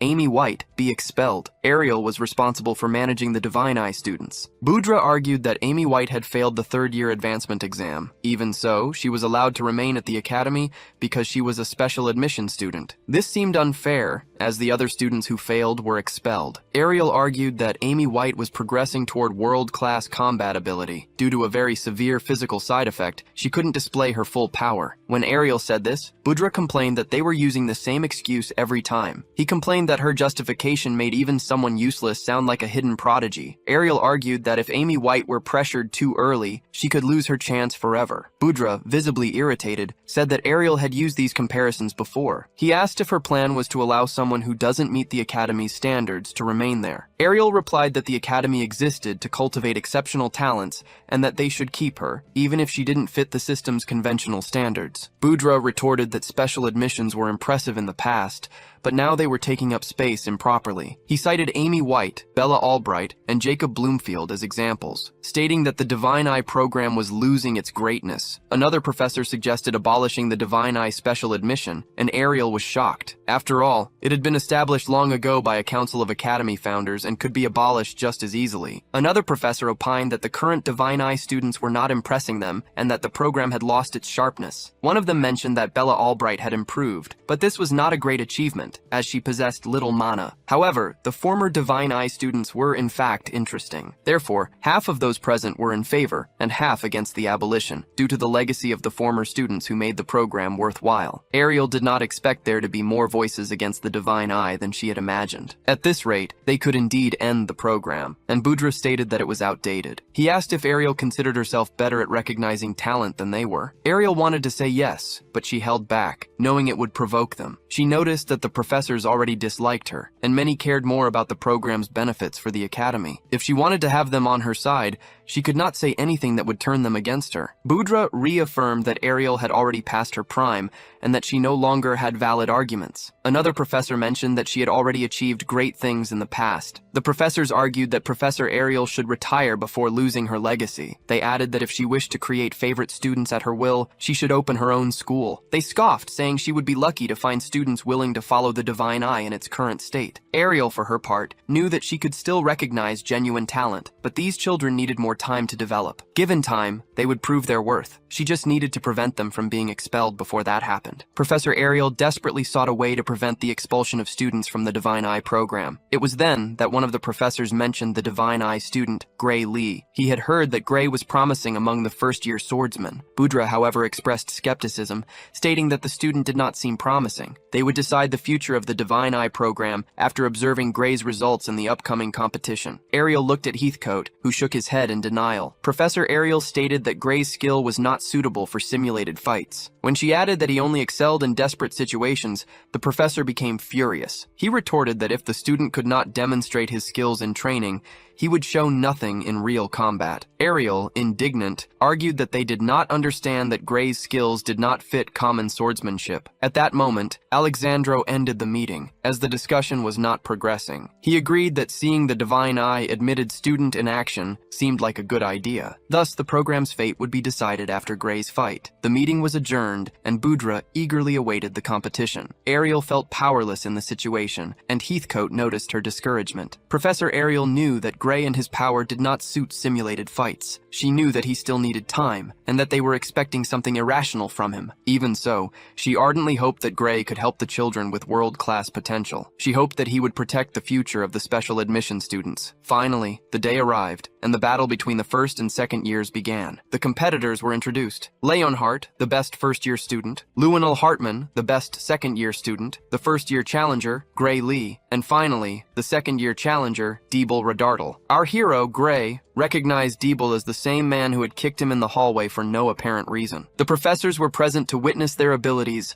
all observing from the stands. Leonhardt did not understand why so many professors had come to watch the battle. The best second-year student commented that it was the first time so many professors had come to watch a fight. He wondered why there were so many professors today, since only 3 had attended the previous year. Apius suggested that the professors must have come because of Gray, praising his good taste. Boudra intervened, saying that Leonhardt was right and that everyone would witness the final battle for Divine Eye admission. He added that the Divine Eye class was being abolished. Gray was in shock and asked Ariel if that was true. Ariel knew that if she told Gray the truth, he would push himself too hard. She feared that he would use that power and that, in his current state, it could lead him to a fatal end. Ariel told Gray that Budra was trying to destabilize him and that he shouldn't let it affect him in the fight. However, the protagonist noticed that his teacher was visibly trembling. Gray pretended to believe what the teacher said, but he knew the truth. Budra hoped they would be humiliated in this confrontation against the second year. He stated that when they lost pathetically, the other teachers would realize that the Divine Eye didn't work. Gray didn't want to let that go and didn't like Budra insulting teacher Ariel. Ariel was surprised by Gray Lee defending her judgment skills. Budra retorted that those who hadn't become senile seemed convinced that Gray would lose pathetically. Gray replied that he would prove him wrong in the fight. Budra was very annoyed by the boys' arrogance. The participants separated and went with their teammates to prepare for the combat. Teacher Ariel appreciated Gray's behavior, but she wondered what he might be planning. If he were fighting against the top student, his practical swordsmanship might have given him a small chance. However, he had fallen against a terrible opponent, Deble Radartle. Bradley had manipulated Deble's brain through surgeries, increasing his reflexes to an inhuman level. Deble was the worst possible opponent for Gray's ambush tactics. Ariel greatly feared that the boy was planning to use his secret ability. She asked Gray not to worry about her, and also not to push himself too hard. Gray looked at her with a relaxed expression and said that he knew that. They announced the start of the top students' combat, and the representatives stepped forward. Ariel was protected with magic to prevent fatal injuries. Furthermore, activating the opponent's protective barrier is considered a victory, simulating a real combat. The battle between the top students of each year begins now. Leonhardt advances against the second year's top student, delivering a series of massive attacks with his sword. The opponent defends all blows with his own sword and counterattacks. However, Leonhardt acts quickly, throwing himself to the ground to deliver a kick to his opponent's face. However, Leonhardt realizes that he cannot fight with the same intensity as Gray Lee and feels exhausted. His rival comments that Leonhardt is even stronger than in his first year. However, the rival quickly recovers from the kick and declares that they will speed up the pace of the battle. Increasing the intensity, the rival asks if Leonhardt can keep up with him. Leonhardt, the blonde, manages to dodge some blows, but he is caught by surprise and his protective barrier is activated. Luenal is declared the winner of the fight between the top students. Next, the challengers' fight will begin, and the representatives take another step forward. Leonhardt passes by Gray and wishes him good luck in his combat. He adds that Gray must ensure his stay at the academy, especially after his statements. Gray mentally notes that he has faced monsters countless times before returning in time. Compared to those experiences, he concludes that Deble must be entirely beatable. His rival Deble approaches, dragging his sword across the ground. He declares that he will send Gray Lee to hell, just as he did with his teacher Bradley. The inter-year battle selection fight begins now. Gray charges head-on against Deble. The swords clash, and a profusion of sparks erupts from the impact, until Deble throws Gray away. Gray feels a weight, and his right arm begins to tremble as he holds the sword. Teacher Ariel had mentioned that Gray's reflexes and arm strength were enhanced. Realizing this disparity in strength, Gray concludes that none of his tricks will work against the sinister enemy. Questioning how he can fight against the stranger, Gray thinks of his secret ability. However, the teacher advised him never to use that power, regardless of the situation. Even if the tournament was important, it wouldn't be worth his life, as using that ability could lead to his death. Furthermore, the arena's defensive barrier might not withstand it, and he would run the risk of eliminating the opponent. At that instant, Deble charges head-on against Gray. Thinking of protecting the Divine Eye's spot, Gray is ready to risk his life, but he doesn't wish to eliminate the opponent. Suddenly, Deble crouches down and delivers an extremely heavy sword strike. Gray defends the blow and counterattacks with a downward motion. Gray manages to defend another attack from the stranger and realizes that Deble's physical attributes and reflexes would easily overwhelm him. He notices that Deble doesn't lack technique. Rather, he is holding back. Gray looks at the enemy's face and notices a sinister smile and a malicious gaze. Then, Deble advances with a sword strike that Gray cannot dodge, and Gray feels that he will be hit. As he puts his sword forward, Gray realizes that he wouldn't have made it in time. He thinks that his enemy weakened the attack on purpose to force Gray to defend. From the stands, Teacher Ariel observes a purple power pulsating in Deble's heart, noting that this energy is excessively unilateral, concentrated only on his left side. It is commented that this year's second-year students seem to have an unpleasant personality and could cause problems at any moment. The Divine Eye student is facing great difficulty blocking the second-year student's attacks. They consider this proof that the Divine Eye spot might be abolished. Budra opines that, At this rate, the special spot will become chaotic if they keep waiting for the students to develop. They agree that Budra is right and that he is a thoughtful student who thinks about the academy's well-being. Teacher Ariel orders them to stop the fight, as the situation is becoming too dangerous. Budra mocks her, stating that a simulated fight presents no danger. Another teacher explains that the arena is covered by a protection spell, and fatal attacks will be automatically blocked. Therefore, the students can fight seriously without fear, unless she has another reason to want to interrupt the battle. Even aware of the protection spell, Ariel realizes that it won't be enough to protect Gray. Suddenly, a burst of purple, malevolent mana erupted from the second-year student. Darkness enveloped his arm and sword as he charged a massive attack. As he launched the attack, a mana explosion occurred, splitting the arena in half. Furthermore, the protective barrier itself was destroyed in the process. The attack nearly hit Budra, and Ariel had warned about the barrier's destruction. Ariel became irritated as Bradley had implanted this magic in his student. She realized that the spectator's barrier was too strong, preventing her from using her prison magic. Ariel ordered them to cancel the tournament and deactivate the barrier, as it was an emergency. She yelled for Gray to flee, as stopping the fight from the outside would take time. Gray, however, did not believe fleeing would be useful, as turning his back would mean death. The students screamed in despair as they saw the arena tremble. She warned that the teacher's spells would take 30 seconds to reach them. Ariel considered it too early for such an action, but she trusted Gray's ability. She yelled for Gray to think of his body as an extension of his own sword. Ariel asked him to move his body in union with his power, and Gray began to ponder how to achieve this. Gray dodged an incredibly fast and powerful blow. He was determined to win, driven by his teacher's belief. The only option was for him and his sword to become one, and Gray focused intensely on this idea. A dark blow advanced with full force towards him, and Gray remained motionless. The moment the blow hit its target, an absurdly powerful mana explosion erupted. At that instant, Gray emanated a strong red aura, appearing right behind his opponent. The opponent was caught by surprise and, in Gray's perception, seemed to move with extreme slowness. This indicated that Gray had become excessively fast, and he struck his enemy from behind. Gray delivered a brutal blow, hitting his enemy's face with the sword. However, the opponent's protective barrier activated, saving him from the direct impact. Nevertheless, the barrier began to fragment gradually, and the residual impact struck the enemy. Deble was forcefully thrown, colliding with and breaking the arena walls. Such was the power of Gray's attack. Gray managed to break the defense barrier and severely injure his opponent. Professor Heat asked if the other second-year student, Deble, was all right. Immediately medics were called, and Deble, Bradley's student, began to stand up. He rose, emanating dark magic, and appeared to be unharmed. Ariel warned Gray to stay alert, as the fight was not yet over. Suddenly, Deble advanced ferociously, casting dark magic against Gray. Tentacles of dark magic began to devastate the arena and attack Gray Lee. Ariel asked if the barrier had still not been deactivated, and Professor Heat confirmed he was trying. Meanwhile, Gray continued to dodge, performing high-speed jumps. Deble, who had been attacking from a distance, suddenly closed the gap and charged at Gray. They engaged in another sword clash, generating a profusion of sparks. Gray realized that his enemy did not seem to be an ordinary human, given the abysmal speed and strength he demonstrated. Although Gray was also far from normal, manifesting immense power at that moment. Gray managed to disengage from the sword clash and position himself behind Deble, who, surprisingly,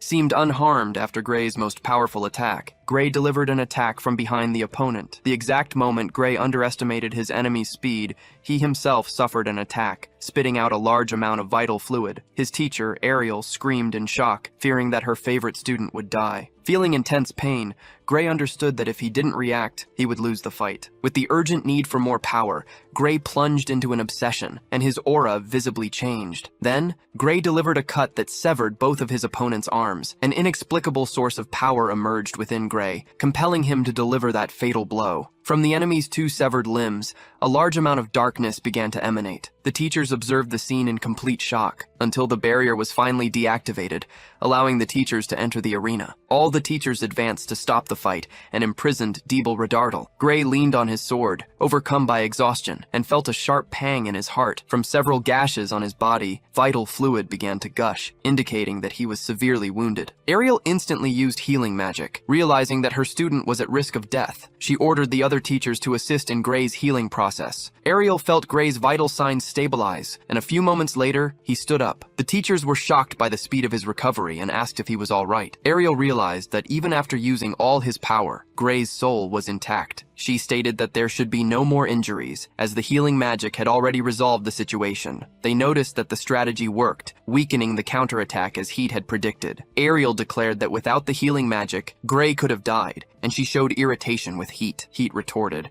arguing that they managed to mitigate the damage to a level where the healing magic would be effective. In any case, Heat intended to support the counterattack alone, which would take time. Several unexpected occurrences followed, but Deble was already being taken to the infirmary. Through these unexpected events, something important would be confirmed. The protective barrier of the second-year representative, Deble was activated by Gray Lee's attack. Therefore, the winner of the fight was the first-year representative, Gray. The students began to celebrate, as Gray had achieved a historic feat by defeating a second-year student. The Divine Eye student ended the first-year student's streak of 35 consecutive defeats. Heat declared that this count no longer mattered. After this fight, it became clear that Ariel's judgment was not wrong. Everyone had to admit that she was right, and the abolition of the Divine Eye class was discarded. The director expressed his shame for having considered abolishing the class, almost losing an immense talent. Ariel deeply thanked Gray Lee, who was still recovering from his injuries. Those who wished for the abolition of the class would now have to reflect on their own responsibility. Budra found himself in a complicated situation, feeling ashamed. Gray Lee lied, claiming he did not know he could use that ability. Ariel noticed the lie, as Gray Lee had freely used this ability when defeating the Ogre General. He hoped his teacher would support him in his deception. To stop the Executor, Gray Lee needed to be the only one to possess such power. Ariel understood his intentions,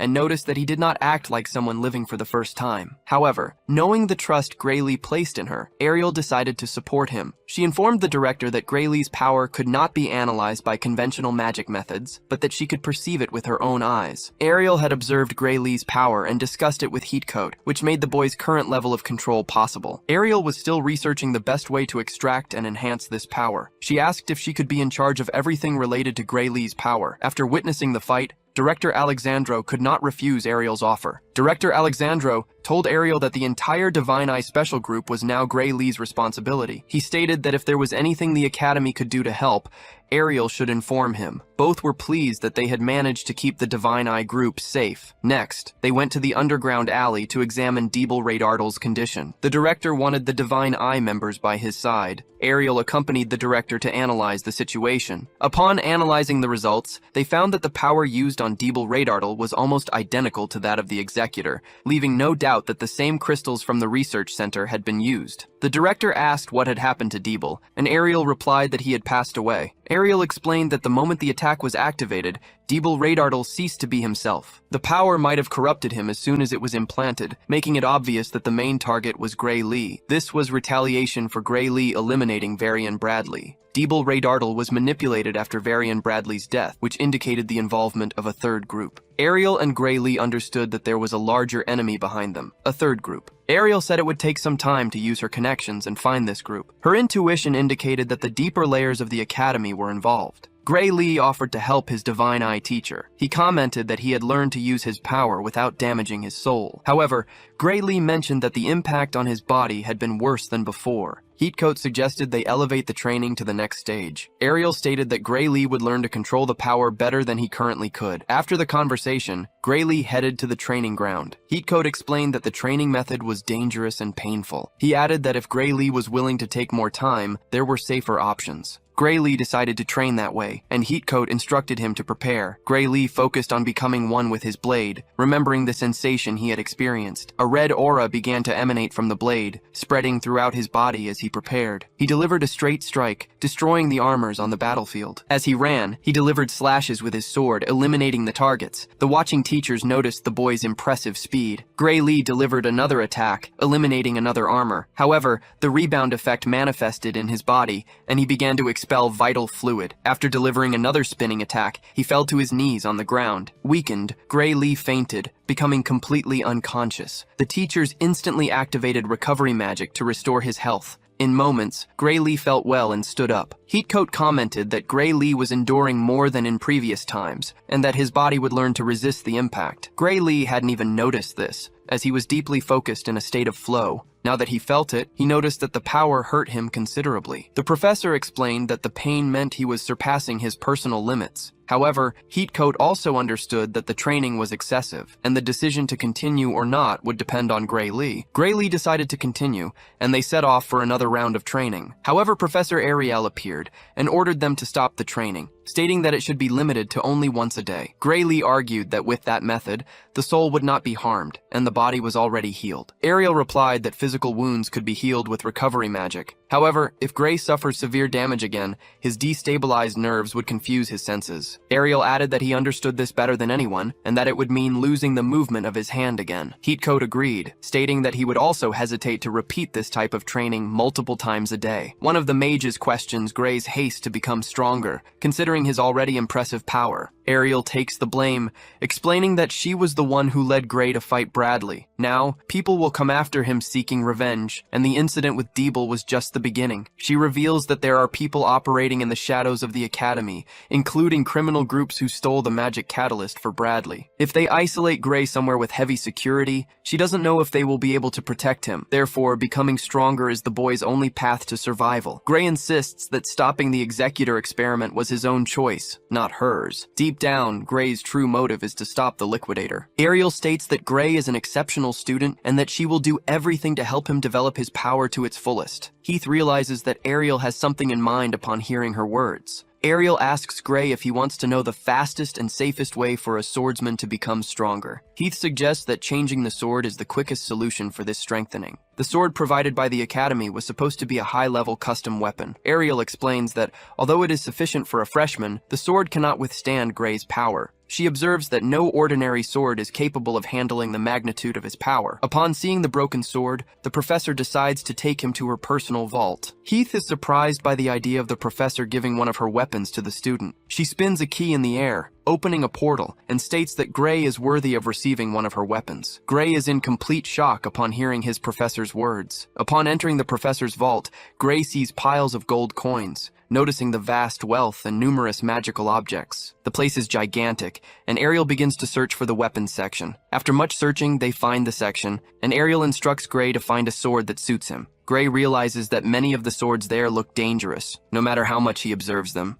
Heath doubts that Gray will find a better collection of swords than that one. Ariel acknowledges that it is difficult to decide with so many options available. Normally, she would like to test each one, however, due to the nature of Gray's power, they can only do this once. Thus, they will decide to test the swords one by one, starting with the sharpest one in the place. Gray picks up an extremely heavy and large sword for the first test. Ariel states that no matter how heavy it is, the sword cuts with extreme precision. A wooden totem appears so that Gray can test the weapon. Gray positions his feet, rotates his torso, and delivers a massive sword strike. The sword's blow completely destroys the wooden totem, and the blade remains intact. Ariel comments that the sword is powerful, but perhaps a bit too heavy for a real fight. Heath observes that no matter how sharp it is, the sword is useless if it cannot hit any target. However, it wouldn't hurt to have it, as it would be useful against robust and heavy opponents. Ariel decides to give Gray a magical storage pouch so that he can carry it without the weight being a hindrance. Gray asks if this sword can normally be lent to someone. Ariel replies that it is better to give it to him than to leave it gathering dust in her warehouse. Furthermore, she is entrusting the sword into the hands of someone who can truly use it well. And when Gray is facing the enemy behind Varian, the Executor's summoner, he will be able to say that this man will regret not having had this sword by his side. Gray remembers the painful defeat he suffered against the Liquidator, and this motivates him. He thanks the professor for lending him the sword. Heath warns that Gray should avoid showing the sword to other people without the intention of using it. If it were put on the market, it would be worth at least 10 billion and 10,000 gold coins. Gray is in shock upon learning the sword's value and hesitates to accept it because it is so expensive. Ariel refuses to take it back, as she is giving the sword, not lending it. Gray cannot believe that she is entrusting such an expensive sword to him. Ariel says that if she could protect the Divine Eye's admission with 10 billion, she would gladly do so. However, the sword is a delayed reward for what the boy did in saving the Divine Eye. Then, she threatens him comically, asking if the Divine Eye is not even worth the price of 10 million. Immediately, Gray backs down from the comical situation and thanks Ariel. The Black Swordsman states that he will take very good care of this giant blade. Furthermore, Ariel wants him to have a normal weapon that he can use in common battles. Gray would never have imagined that Professor Ariel's treasure would be so impressive. Heath comments that no one in the world possesses an eye as sharp as Ariel's. After all, with a divine eye, she can make as much money as she wants. Ariel asks Heatcoat, the instructor, which of the weapons he would recommend. Analyzing the options, Heatcoat points to a golden-hilted weapon. Gray picks up the thin, ordinary-looking blade to test it. He delivers a few precise and swift strikes with the sword. Although the sword seems well-made, Gray feels that something is wrong. Heatcoat promptly states that that sword does not suit Gray. Next, he mentions a sword created for an experiment, suggesting that it might be more suitable for the protagonist. Heatcoat presents a sword adorned with several glowing blue designs. The professor instructs Gray to try wielding the spatial sword. As soon as Gray touches the hilt, the sword begins to glow, and he is impressed. He notices that the blade has no sharp edge, which seems strange to him. Heatcoat explains that this sword was developed as a new technology experiment, not for real combat. It was designed to be extremely durable, despite being made of a blunt steel. Gray understands the professor's idea. With the power he possesses, he might not need a sword with a sharp edge. Heatcoat argues that no matter how powerful it is, a normal sword would hardly withstand Gray's power. He adds that if Gray continues to grow stronger, conventional swords will become a burden. In that scenario, Gray should consider a future where he would no longer need to rely on the sword's edge to fight. For this reason, the technological sword could be perfect for him. Heatcoat demonstrates how the sword works. It not only leaves gashes, but also deforms the attacked object. Ariel, for her part, believes that Gray should continue wielding a normal sword. She asks if there are other weapons he would like to try, mentioning that there are options beyond swords. Gray observes some axes and other weapons, but expresses a desire to test all available swords. He notices an entirely red sword, which appears to be lighter and stronger than the previous ones. Gray also wants to try another sword, a very long one, from which he senses a strange energy. Ariel explains that this sword was left behind by a student who graduated. Even though it is not a famous sword, Ariel allows him to test it, and Gray shows great interest. Upon wielding it, he finds it surprisingly easy to hold, as if it fit his hand like a glove. The sword is gleaming and allows for fine and precise cuts. He realizes that the sword fit perfectly, as if he had practiced with it since birth. Gray states that he had never wielded such an easy sword in his entire life. Ariel suggests that he test another sword to check its compatibility with his power. Gray asks if there would be any problem if he broke the former student's sword. Ariel replies that she is sure the sword would be happier being used by him than remaining idle. Gray agrees and asks the name of the student who created the sword. Ariel reveals that the student's name is Medallum Norum, and Gray is shocked. After all, he remembers Medallum Norum as the greatest magic blacksmith in the world. Gray is astounded to realize that he is using a sword forged by Medallum Norum. Next, they head to the training arena to test Medallum Norum's sword. The objective is to test both the blade's strength and durability, and Ariel wants Gray to push the sword to its limit. First, however, Ariel hands Gray the sword made with experimental technology. They decide to start with the most unusual sword to observe how Gray's power would affect it. Gray focuses on becoming one with the sword, emanating his mana to its fullest. He loses connection with the sword and tries again, enveloping it with his magic. He immerses it in his power, seeking to become one with the blade. However, his power does not activate with this sword, and Gray finds this strange. He tells Ariel that he feels no difference from his normal physical condition. Therefore, the sword might be the cause, and they decide to set it aside. Apparently, it does not function correctly with Gray's special powers. Given this, they decide to try with the most normal sword from the set this time. Ariel takes a sword from inside a magical box and asks Gray to try it. Again, he performs the focusing process to become one with the blade and prepares for the attack. This time, he manages to activate his power, emanating an intense aura. Suddenly, he hears a voice in his head saying, "There's no more time." The voice adds that when the time comes, something will happen. Heathcoat comments to Ariel that releasing the power should not be a problem with the other sword. After hearing the voices, Gray advances against the training objects, delivering precise and strong attacks. He notices that the power of the blows is the same as before, but the sword swing is much smoother. He delivers a vertical cut that destroys the training armor. His body also feels lighter, and he runs, delivering several sword strikes with ease. He breaks several armors, and the mages present notice that Gray is different from the last training session. Gray runs throughout the training area, eliminating all the armors he encounters. With impressive speed, he feels as if he is flying through the arena. As he delivers the last cut to an armor, he notices a bit of vital fluid dripping from his mouth. Gray realizes that although the number of targets was the same as before, he took them all down at once. Previously, he could only hit about half, but now all had fallen. Furthermore, Gray remains standing, without falling unconscious like last time. However, the observers notice a lot of vital fluid dripping from his chest, revealing a large cut. Professor Ariel becomes desperate and orders him to drop the sword immediately. Lee and Gray obey. Gray drops the sword and falls to his knees on the ground. The professors rush to support him and cast their healing magic to help him. Gray starts to become extremely weak, and one of the professors asks him to stop exerting himself so much. Ariel explains that losing so much vital fluid will drain his stamina, and he should rest immediately. After all, he surpassed a limit he couldn't before, and this could be a divine sign. If Gray moves without realizing his own condition, it will be very dangerous. In a true combat, without a healer, he will need to be more careful. Looking at the blade, Gray realizes it doesn't have a single scratch, even after all the combat. Using his divine eye, he notices that the sword emits a stronger glow and has withstood the full intensity of the combat. Suddenly, Ariel notices something different in the sky and becomes alert. A pink magic explosion occurs at the World Union Academy. Everyone is shocked, and the location begins to be attacked and crumble. Students flee as debris falls in front of them. All Academy instructors create magical barriers to protect the students. Heathcote explains that the attacked area houses a vault containing dangerous materials. The explosion was clearly caused by someone who wished to steal them. Immediately after the explosion, he saw someone use teleportation magic in a fraction of a second. They consider this impossible,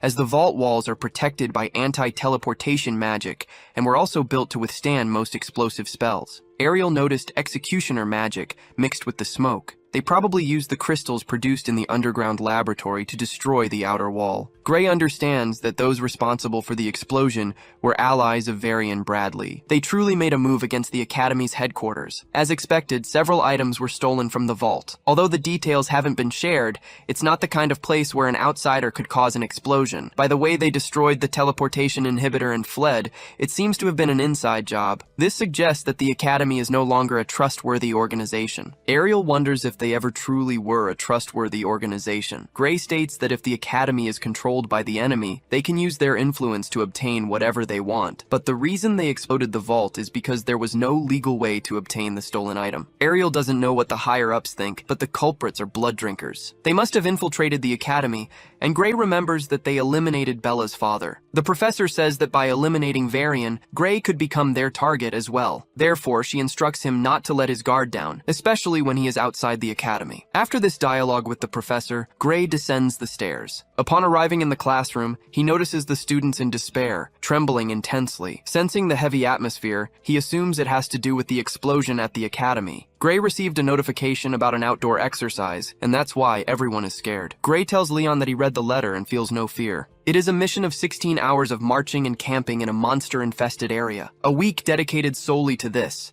and the extra combat training will be heavy. Leon asks how Gray can be so calm, considering 16 hours of marching per day, and there's no guarantee of a good night's sleep due to the monsters that might appear. It is mentioned that more than half of the students give up every year because of this task. Gray explains that in real marches for battle, one never knows when the enemy will attack. When he went through the executioner subjugation training with his squad, there was no time limit. They threw the warriors into the mountains and made them march through the infested forest for a week. Some of them died after being attacked by monsters during the training. With the professors accompanying them now, that kind of thing won't happen. Leon realizes that not even hellish exercises intimidate the boy, who is at an advanced level. Seeing everyone scared, Gray can't help but feel that something is lurking outside. The professor announces that they will begin the annual outdoor exercise for the freshmen. Most of those who fail to overcome this challenge will likely give up and not advance to the second year. The professor urges them to persevere, and so, the mission begins. Our protagonist arrives at the edge of the Wintley continent. Gray remembers that the region is practically uninhabited and wonders why. Beginning their march into the forest, the students follow the professors. One of the students comments that this does not seem to be the correct path, to which the professor replies that training, by its very nature,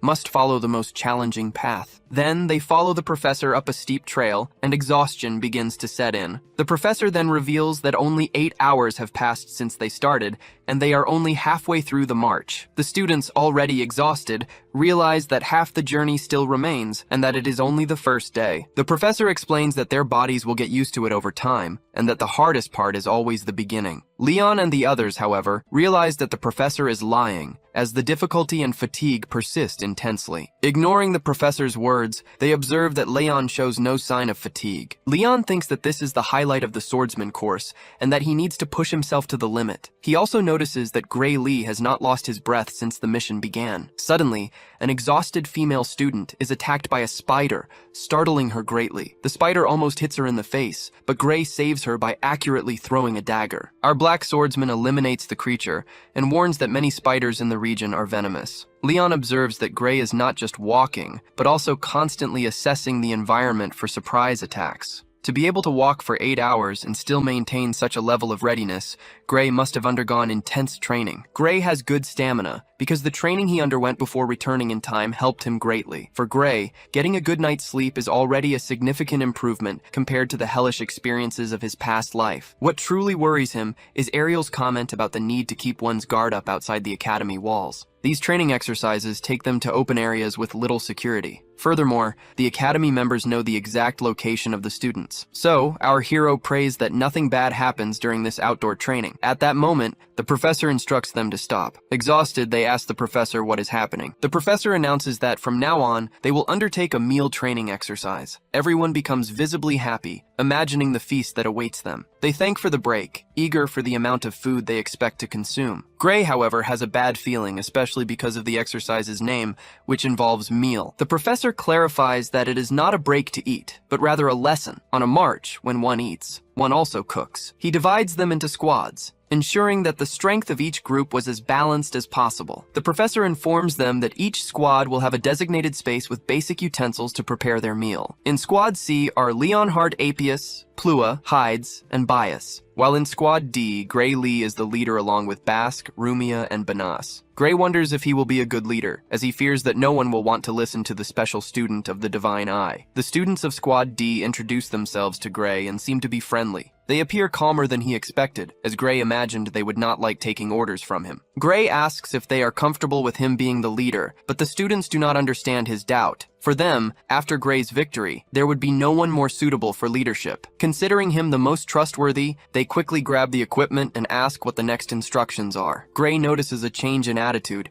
The previous match truly left a good impression. He realizes that at the academy, everything comes down to merit. A student asks what they should do, since the supplies provided by the professor do not contain enough food. The student explains that he only has a pot and a fire starter, and nothing else. Professor Heat explains that on a real field march, no food or cooking equipment is provided. Apius argues that modern field operations rely on logistical support and magical storage. The professor says this only applies to marches that were planned in advance. The professor confronts him, explaining that in emergency situations, where they need to camp in the middle of a battle, or if the supply officer dies, they will need a prolonged march without any preparation. Furthermore, magical storage bags are too valuable. If they are not part of a large-scale unit, each person will have to carry their own equipment on their back, exactly as they are doing on this march. Many will end up giving up, unable to do anything. The students become quiet listening to this, and Leonhardt apologizes. Gray didn't know that storage bags were so rare. He had accepted his as if it were a simple sword bag, and now he understands that it is an item of great value. Their professor also has good news for the students. The professor informs them that the forest is infested with monsters, but that they have spread magical repellent along the path. The professor announces that they won't need to worry about finding food, because without the repellent, monsters will emerge. The students understand that by releasing the monster repellent, the creatures will begin to lurk through the forest. In Squad D, the members ask their leader, Gray, what they should do. Gray replies that they should hunt the monsters and feed on them, as it is the only option. While paying attention to the path, Gray spotted footprints and droppings, indicating the presence of small and medium-sized monsters. Gray believes they will be able to deal with them using only a sword, but the squad shows apprehension about engaging in real combat, as the idea of searching for monsters in such a vast forest seemed daunting. Gray explains that if the monsters are carnivorous, the task will be easier, as they will come to meet the group. He adds that if they remain still, they will compete with the other squads for prey, so they must move. If they don't want to fight monsters, they can find insects and snakes to feed on. In forests without monsters, they learn to make good use of insects as food. However, one of the girls in the group expresses a desire to hunt monsters, since they are in a forest full of them. Another student, however, states that Gray is the leader and that they will follow his orders. Thus, Squad D enters the forest and begins to look for monster footprints. Gray smells a peculiar scent and warns that the monsters are approaching. Suddenly, a fierce bear emerges from behind a bush. The beast charges at one of Squad D's members. The group member is shocked to see the real monster so close. He narrowly dodges, surprised by the creature's speed. His body reacts instinctively, moving on its own, a result of the brutal training exams he underwent at the academy. He draws his sword, positions himself behind the monster, and declares that he should not be underestimated. He delivers a deep cut that severely wounds the beast, causing it to spill its vital fluid. Immediately after the blow, the bear reacts, using its claws to attack the student. However, before the student could actually be hit by the bear, Gray intervenes and saves his life. With a precise sword strike, Gray severs one of the bear's hands, preventing his friend from being fatally wounded. Next, the creature uses its remaining arm to attack Gray, who delivers another sword strike, severing the wild creature's left hand. In moments, Gray finishes off the monster and sheathes his sword, commenting that the beast's bones were tough. His teammate thanks Gray for saving his life. Gray explains that wild monsters can continue moving even after seemingly fatal attacks. He advises his colleague to prioritize not getting hit, instead of focusing only on finishing off the monster. The squad member comments that the experience is completely different from training with people. Next, they take the bear meat and roast it over a campfire. The students consider the bear meat good enough. Gray explains that the taste of monster meats varies by species. He adds that when participating in expeditions, it is always important to research the list of local monsters. Gray recommends hunting wild boars if they need to collect food in an unknown location, because wild boars generally do not feed on poisonous plants, and their meat has a decent taste. Gray responds to a colleague mentioning that he studied survival techniques in addition to swordsmanship. He tries to be modest, stating that he doesn't know that many things about survival. Suddenly, another squad emerges from the woods and asks them to share the food. After all, the food they had managed to get didn't work out, and they even tried to eat frogs. Gray comments that the amount of food they have would be enough to feed an entire class. So, he shares the food, and the students from the other squad become excited. However, the professor intervenes, stating that food exchanges between teams are prohibited and that each person must hunt their own. The professor removes the squad from the spot, and they return sadly in search of more food. After another march, the professor announces that they will set up camp at their current location. He informs them that, from now on, it will be a field camping exercise. The students are happy to have eaten properly, while some collapse exhausted on the ground. A student asks if they will need to get more food for the rest of the training, but Professor Rent replies that, for the camp, they received canned food and individual tents. They must collect materials and set up the tents and campfires in the designated locations. They will also simulate attacks and surprises during the night, and the teams will need to establish watches. They can use any method to prevent surprise attacks. The professor hears some students whispering about strategies that go beyond the rules. He states that the students were deliberately spread out so they couldn't relax. Thus, the professor announces that the training will begin immediately. The less time the slower ones take to act, the more sleep they will get during the night. Gray discusses how many people will be needed for the night watch. His colleagues suggest that if they use 2 people per shift, they will have half the night to sleep. Gray then agreed to the idea of only one person taking the night watch. One of his teammates commented that the first and last shifts would be calmer, while those on the middle shifts would have their sleep interrupted. For this reason, Gray volunteered for the second shift and asked if anyone would be willing to take the third. The purple-haired boy, whom Gray had saved earlier, promptly accepted the third shift. Rumia, Bask, and Benas volunteered for the first night watch shift. At the end of each shift, the person in charge was supposed to wake up the next person on the list before going to sleep. While Gray slept, Rumia remained awake, watching around the campfire. Suddenly, a figure with a dagger in hand began to move stealthily towards Gray's tent. Rumia, on her watch, began to feel an overwhelming drowsiness. The moment the man approached, Gray woke up. He had heard a strange noise moments before and immediately stood up, brandishing his sword. Gray knew that if it were a monster, the sound would have been much louder and more chaotic. It was, without a doubt, a human. Someone who did not wish to be noticed as they moved. Peeking through the tent flap, Gray saw nothing but Rumia, almost asleep. Realizing she hadn't noticed the noise, he wondered if it was all just an illusion of his mind. However, Gray followed his intuition that someone was nearby and stood up. He thought it might be the professor, checking if they were maintaining proper vigilance at that hour. However, Gray did not let his guard down and decided to investigate. He remembered Ariel, who had warned him that after defeating Varia, he would become a target for bloodsuckers. And finally, her advice that he should be very careful upon leaving the academy. He wondered if it was an assassin and decided he should act as if it were, taking the necessary precautions. Gray knew that long-range attacks were a possibility, and that it would not be prudent to remain still there. Gray left the tent without alerting Rumia, the girl from his group, and began to sneak through the forest. He noticed the sky illuminated by a full moon, which made the situation similar to a daytime attack. It was easier to detect the enemy, but conversely, harder to hide. Gray moved cautiously, remembering his divine bow training. In his past life, Ariel had explained that the correct way to walk started from the back of the feet. One needed to move on the tips of their toes to ensure silence. This way, the heel touched the ground last, minimizing noise. Even if they stepped on a branch or leaves, the sound would not resemble the regular rhythm of human footsteps. Instead, it would sound more like animals or the wind, not attracting unwanted attention. During the divine bow training, they walked barefoot through the mountains, seeking to become one with nature. Gray followed these instructions to the letter. Shortly after, he spotted the man with the dagger in his hand. Gray used stones to lure the intruder, who fell into the trap. Immediately, Gray pointed his sword at the man's neck, ordering him to stay still. He forced him to answer his questions, threatening to eliminate him otherwise. Gray asked his name and what affiliation he belonged to. However, Gray noticed that it was the old mustachioed professor. He asked if this was another one of the surprise attacks for academic purposes. The professor explained that he was checking if Gray was properly guarding the area. However, he did not expect to be approached from behind, unnoticed, with a sword at his throat. At this point, he couldn't tell who was teaching more, if it was him or Gray. Gray imagined the professor was faking it and decided not to lower his guard. If the professor truly wanted to attack him, he would be carrying a more lethal weapon. Considering it safe to trust the professor, Gray finally lowered his blade. At that moment, Rumia appeared, sword in hand, to check the sounds. Seeing the professor and Gray there, she asked what they were doing. The professor explained that he was checking if the group was maintaining proper vigilance, and that Gray had noticed him even before he arrived. He stated that their vigilance was impeccable, and that he had never seen freshmen set up such a perfect camp. Rumia commented that Gray should have been sleeping and she doing the watch. The professor found it strange that Gray hadn't been assigned to the watch,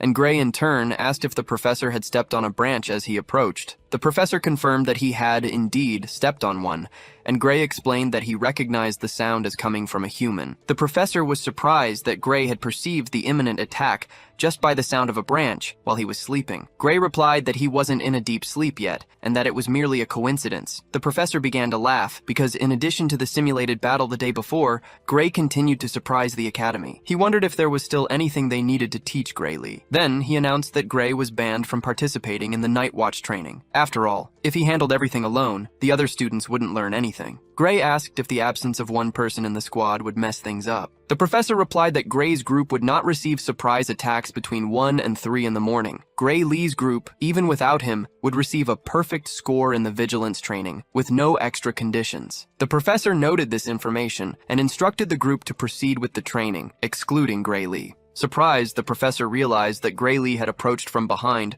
without him noticing his presence. He wondered if the protagonist could belong to some elite stealth unit. However, he considered that impossible for someone so young. Still, he recognized that Gray Lee's skill was unquestionably high. This realization led the professor to question Gray Lee's true identity. At dawn, the professor announced that they could resume the march. All the students felt a deep drowsiness, as they had barely slept due to the constant alerts. The Black Swordsman, Gray Lee, continued to lead Squad D, showing no signs of fatigue. The next day, after a long march, night fell again. They prepared to camp once more, hoping to finally be able to rest. The professor announced that the day's training was over, and that there would be no more strenuous activities. The tents had already been set up, and they could relax while the food wasn't ready. Everyone ate, and exhausted, collapsed onto their beds. Gray Lee, however, found the permission for so much rest strange. He was certain that the next day would be hellish, even worse than the previous ones. Leon talked with Gray Lee, expressing his confidence that he would excel in any training. Professor Heathcote prepared a true feast for all the students. The professors brought large buckets, informing them that there was plenty of food and that they could have seconds as they wished. After surviving 2 days of brutal training, they deserved a rest and a night to recover their energy. At that moment, the professor gave a malicious smile, aware that the next day would be even more challenging. The next day, the march resumed, and they soon came across an imposing mountain. The training in the dangerous transversal zone of Mount Gastia was about to begin. The student groups followed the professor along the path leading to Mount Gastia. Although the students had been startled upon seeing the mountain for the first time, their current pace gave them confidence. So far, no one had fallen, which was expected from individuals who had passed the academy's rigorous entrance exam. However, the professor warned that the real training would begin at that moment, because in approximately 2 kilometers, they would enter the territory of the water lizards. These animals were considerably stronger than those encountered during the food foraging training. Most of the students could be eliminated or even perish in this fight. Fear spread among them at the prospect of facing such lethal monsters. The professor instructed them that they must move undetected, as it was a 2-week training in a dangerous area. Water lizards did not move during dry seasons to conserve their energy. If the students avoided loud noises, perhaps the lizards would not even notice their presence. However, because it was the dry season, they were thirsty for any type of liquid. An example of what they might drink was the vital fluid of human beings. If the water lizards detected them, death would be almost instantaneous. This reminded Gray Lee of the old training he underwent in the Divine Bow hunting monsters. The professor commented that the training should be easy for Gray Lee, who already had experience hunting monsters. He questioned whether the other students would have the same capability. Looking back, the professor observed the students struggling to move without making noise. Annoyed, Rent instructed them that they must walk much slower than they were. He stated that if they made no noise, they would be safe and should maintain that slow pace. Rent informed them that they could not camp in the water lizard's territory, and the students showed exhaustion. Noticing the lack of instructions on how to proceed, Gray Lee assumed they had been taught about safe locations before the training. That level of noise was not enough, and the professor reiterated that they should make sure not to produce loud noises. Everyone continued the march, and the professor warned that from the next point onward, they should no longer speak. Furthermore, any noise or speech would result in a loss of points in their evaluation. They continued the march, communicating only through hand signals. Even without being able to make noise, the students considered it a typical mountain trail. With a slower pace than the previous day, the task could even become easy. For this reason, the academy students believed there would be no monsters there. They even doubted that the academy would put them in training with monsters capable of eliminating them. They assumed that the existence of the monsters was a hoax, merely to practice marching at that pace. Suddenly, one of the students slipped on a rock, falling to the ground and producing a slightly louder noise. The student believed the monsters would not appear, but feared losing points in the evaluation. However, in moments, water lizards began to run around the group. Everyone, professors and students, drew their swords, realizing the creature's approach. The boy who had fallen was in complete shock upon seeing something advancing towards him. The wild lizards leaped onto the group of students. Professor Heathcote intervened, striking down the water lizards with his sword, plunging it into the head of one of them and eliminating it instantly. However, another lizard, still alive, advanced fiercely against the students. Leon attacked the lizard, striking its skin with his sword, but not even a scratch was left on its body. Immediately, the creature changed its target and charged at Leon. At that moment, Professor Heathcote arrived to protect the student, delivering a punch to the beast. He stated that the students would not be able to face those creatures and ordered everyone to retreat. The professors began to surround the water lizards and instructed the students to move away. The students noticed that even the professors could only inflict superficial wounds on the lizards, realizing they did not have the necessary skill level to defeat those creatures. The professor explained that if they could make them lose a little body fluid, they would bring them down due to the dry season. Leon asked what would happen if they encountered these monsters during the rainy season. The professor replied that at that time of year, they would become easy prey for the water lizards. For this reason, the training march only took place after the complete confirmation of no rain. He added that they could now talk, as all the surrounding water lizards had been eliminated. Otherwise, merely talking would have already led to their deaths. They continued the march, climbing the mountain. Finally, they reached the top of the climb, defeating a few more creatures along the way. When Professor Heathcote announced the end of the mountain march, the students collapsed to the ground, exhausted. Leon felt physically well, but mentally exhausted. The fact that they could not make loud noises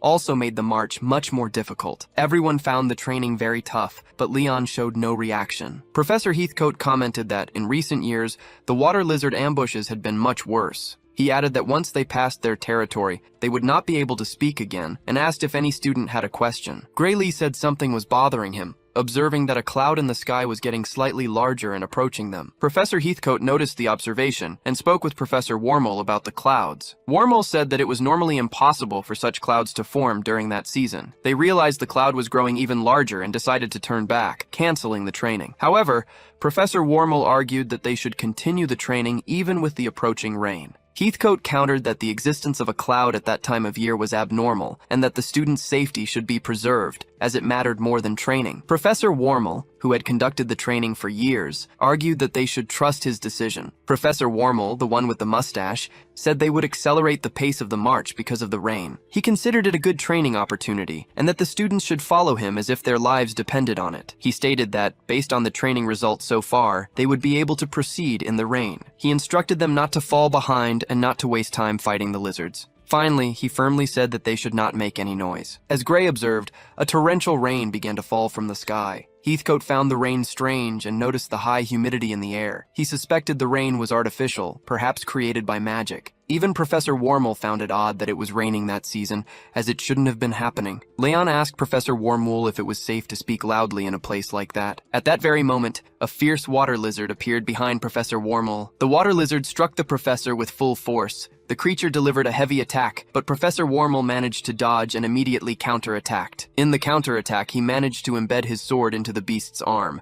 The creature let out a very loud shriek and retaliated with a tail whip. Then Professor Wormel used his sword to block the attack. He managed to inflict some damage on the lizard and was then thrown away. Everyone was worried about Professor Wormel, who managed to get back on his feet. Leon thought that a professor's reflexes should be quick enough to dodge such attacks, and yet his Professor Wormel was badly hurt, even while focused on counterattacking. The students were shocked to see the speed of these water lizards. Even knowing this, the lizard's movement was faster than in dry weather conditions. Heathcote told all the students to stay focused, and they advanced against the lizard. Along with the other professors, he charged, armed and ready to eliminate the beasts. He delivered a blow to the monster's back. However, Professor Heathcote was caught off guard by a tail whip from the lizard and was also thrown away. The lizard advanced on him, but Professor Heathcote quickly got up, eliminating the creature. The four professors, acting together, finally managed to defeat the monsters. However, all the professors were injured, unable to continue with the training in that state. Wormel then canceled the training and instructed everyone to use an emergency teleportation spell. The female professor revealed that she had been trying to activate the spell for quite some time, but it simply wasn't working. One of the professors asked if anyone else present could cast such a spell. Another professor explained that the problem persisted because the teleport seemed to be blocked. Besides the incessant rain and the blocked teleportation,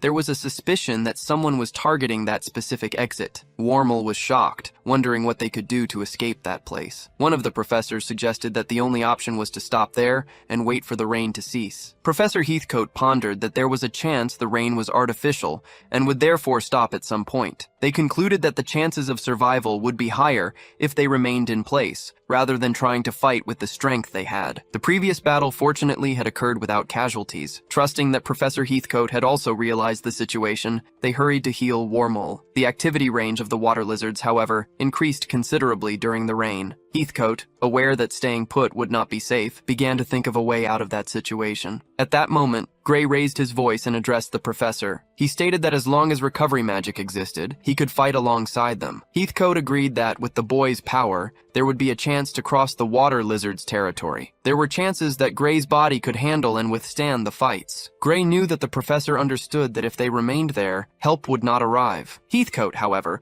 warned that even with recovery magic, Gray would have to use that mode more than once a day. This went against Ariel's clear instructions, who had forbidden Gray from doing so. Gray, however, considered that the perfect moment to train. With excellent healers at the academy, he was willing to risk everything. Heathcote argued that Ariel would have asked him to stop if it was something that could be easily healed. Gray, however, retorted that there was no other way to send the students back safely. He questioned whether the professor would allow everyone to be eliminated there, just to protect him. Ariel had warned Heathcote that Gray would try to sacrifice himself for the greater good. She had asked the professor not to let him do anything irreversible. After analyzing the situation, Heathcote decided to go against Ariel's words and asked Gray to fight alongside them. Graylee agreed, but Wormel intervened, telling them not to decide things on their own. She acknowledged that Gray had performed well in the competition, but warned that they should not entrust the lives of everyone present to a single student. Heathcote, however, stated that with Gray's power, he would be able to handle a water lizard by himself. For this reason, the professor believed they should put all their chips on the boy's mysterious power. Professor Morgan, however, could not allow such a situation. He insisted that sending a rescue request to headquarters was the safest option. Galak, however, had already sent the request to headquarters, but communication was being blocked at that moment. Professor Galak was was proactive as always, but they needed to await headquarters' response. The mustachioed professor argued that moving on their own would only increase the risk. He questioned whether Heathcote truly wanted to put the students in danger. He warned that they would not be able to withstand more attacks from the wild creatures. Therefore, they should wait for reinforcements to arrive, which would be safer than wandering outside the safe zone. He instructed the students to make less noise as other creatures might smell their voices. The students remained sheltered under the trees, waiting for the rain to pass, until new water lizards appeared, leaving everyone in shock. Meanwhile, Professor Heathcote armed himself with his sword, preparing for combat. Gray Lee also prepared to fight alongside the professors, wielding his sword. As soon as the beasts appeared, suddenly leaping, everyone launched their attack. At high speed, the professors attacked the creatures from the front and back with their swords, until one of the professors was hit by a lizard's tail whip, suffering considerable damage. In response, Heathcote charged at the lizard and delivered several attacks with absurd speed. Together, they managed to take down one of the water lizards. Immediately, one of the professors used healing magic on the colleague who had been hit by the lizard's tail. Meanwhile, two other lizards, attracted by the sounds of battle, advanced towards them. Our hero then prepared to draw his sword. Heathcote declared that their duty was to protect the students, and that the World Union professors fought in that manner. Thus, with insane speed and a heroic pose, they advanced against the beasts. The students watched the fight against the lizards, impressed by how powerful the professors were. Even fighting against two enemies, they handled the situation perfectly, demonstrating the true power of the professors. Heathcote instructed them to focus on taking down only one of the lizards first, in order to reduce the number of adversaries. Immediately, they focused on dodging attacks and concentrating on just one of the lizards. One of the professors managed to plunge his sword into the creature's chest. The students celebrated the defeat of another monster by the professors, with only one remaining now. They noticed that the professors had suffered little damage, and the healer was taking care of them. They believed that the World Union professors would win the combat. It was then that the professors advanced against the last lizard. However, from behind the professors, two men armed with swords unexpectedly appeared. The two professors had their arms amputated. Gray Lee was responsible, amputating both professors with a single strike. The students were in shock while Gray Lee continued his attacks. Heathcote thanked the protagonist for his action. Meanwhile, he and the remaining professor would keep the lizards busy. As soon as they finished off the last lizard, the professor prepared to interrogate the two traitors. He asked what exactly they were trying to do by attacking Heathcote from behind. He ordered them to explain their intentions. Lying, Warmel claimed he was fighting the lizard when his arm was torn off. The other professor, a robust man, repeated the same version and demanded that they arrest the criminal Gray Lee. The remaining professor stated that everyone there had noticed the two's attempt at betrayal. He added that the fencing students were not so blind as to let something so obvious go unnoticed. Heathcote mentioned that assassination attempts and kidnappings of Academy members were not uncommon. As the Academy was an organization with various enemies and individuals of great value, such incidents occurred frequently. He realized that the traitors tried to use the fight as a distraction to eliminate a professor, and, with the guards absent, they planned to eliminate the students or kidnap them to force them into questionable work. Upon hearing the two professors' plan, the fencing students were in shock. Heathcote stated that they survived thanks to Gray Lee's quick thinking. The protagonist understood that the professor had already noticed the situation from the beginning. Heathcote had already noticed the two professors' attempt at betrayal. Ormo asked if their plan had leaked at any point. Gray Lee found it easy to perceive someone's intentions just by observing their movements and eyes. The way the mustachioed man moved indicated that he was trying to attack, not protect the students and professors. Until halfway through the process, Gray Lee thought he was just useless, but when the rain started, he understood the strangeness of his behavior. Suffering attacks he could have easily dodged, among other actions, made him suspicious. The hero used his power for a second, and the injury did not seem that serious. It looked more like a serious bruise, and his body was not sore. At that moment, the professor seemed to have gone mad and began to cackle like a villain. He told Gray Lee and Reed that it was already too late, that they had not realized the true plan, and that they were trapped in a habitat infested with aquatic lizards under the rain. Furthermore, a powerful teleportation seal had been activated to prevent any escape, and reinforcements would not arrive in time. Even if they had realized the two traitors' plan, he considered it too late for them to get out alive, stating that all the students there would die. However, the objective was never to eliminate them, but rather to take them along so they would understand the plan. Heathcote wanted to hear the plan of how they would get out of there, according to the man with the mustache. However, Warmel's condition was that Rent, Heathcote, and Gray Lee stab themselves in the heart. After all, they could not take anyone who could interfere with the plan. If they did, the others would survive. Wormel tried to manipulate them, asking if they would hesitate with so many lives at stake. At that moment, another person emerged from the shadows, and the protagonist moved behind him. Coming from behind,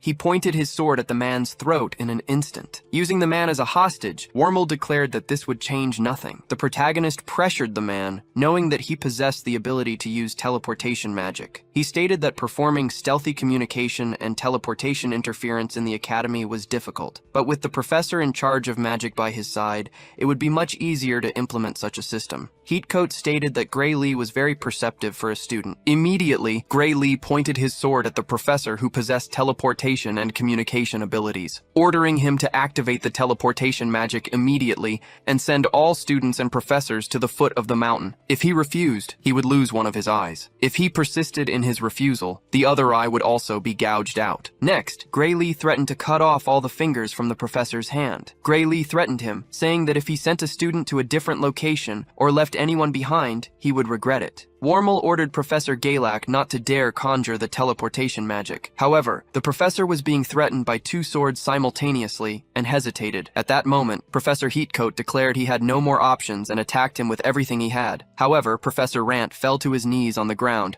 avoiding the attack, and began to cry. He placed both hands on the ground and activated the teleportation magic, which encompassed all the students. The teleportation was activated, and all the students returned to the base of the mountain. There, the first-year fencing course squad appeared at the academy's door. Rich explained that during their stay in the lizard habitat, the situation became dangerously anomalous, requiring evacuation. The cause of this emergency was an assassination attempt orchestrated by faculty members. He added that 2 magic professors were involved, accompanying Wormel. All the students confirmed Professor Rich's version of the assassination attempt against them. They stated that they were in a life-threatening situation. Leon then declared that Gray Lee and Professor Heathcote realized the scheme and saved everyone. An older professor asked if anyone was injured and if they needed immediate treatment. The healer approached and noticed that the 2 professors were missing their right hands. To prevent the escape of potential informants, she temporarily handcuffed everyone present. Then, she stated that all students would be interrogated and told them to prepare for it. The professors were interrogated individually. The interrogation was conducted by the academy's professors and directors. After confirming the stories, everyone waited in the courtroom. Director Alexandro struck the gavel, calling for silence in the courtroom. He announced the verdict regarding the attempted assassination and kidnapping of the first-year squad. The incident was orchestrated by Wormel, the excursion supervisor, and Balin, his accomplice. Furthermore, they had the assistance of 2 magic professors designated for emergency situations, Galak and Rant, who, within the enclosed environment they created, attempted to kidnap the students. These 3 professors acted in the execution of a criminal plan during the event. With no other circumstances to be analyzed, the Academy's laws sentenced the 3. The traitorous professors were sentenced to capital punishment, according to the Academy's laws. To investigate possible connections and accomplices, they would be interrogated, including with torture, if necessary. After the conclusion of the process, the executions would be carried out. The director added that they would not die quickly, as they still had a long process ahead of them. When Armand stated that he had already told everything he knew and did not need interrogation, the director looked at him sternly. Feeling a dark energy emanating from the director,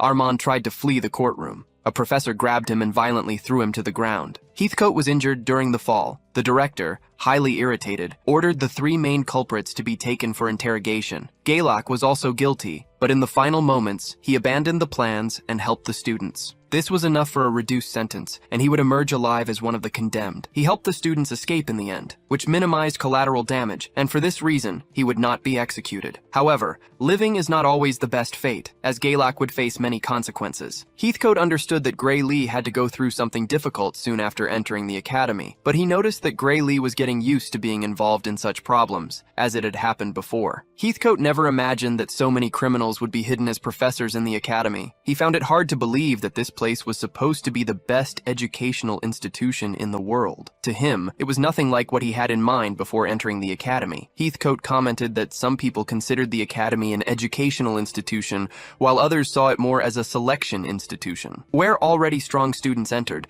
and graduates were excellent because they already possessed that quality. Meanwhile, the professors did not possess much power, and Heathcote asked the student for his opinion. Gray Lee replied that he sometimes thought about that exact factor. One thing he was sure of was that he had grown stronger since coming to that academy, much stronger than he was in his village before, without even a comparison. He agreed with the professor about not trusting the academy as an organization. However, there were professors there who were extremely trustworthy, like Heathcote and Ariel. For Gray Lee, that was already more than enough. Heathcote felt that Gray Lee was not speaking as a student, but rather as someone who liked both of them. He told the boy that from now on, the academy's training would become much more difficult. Everything he had done before was light conditioning, practically a warm-up for what was to come. Heathcote stated that Gray Lee would become much stronger from that point forward. Gray Lee very much hoped so, as that was the greatest goal of his life. They were congratulated for their work on the field march. Despite the irregular situations, everyone received congratulations. With this march, they officially completed their basic physical training.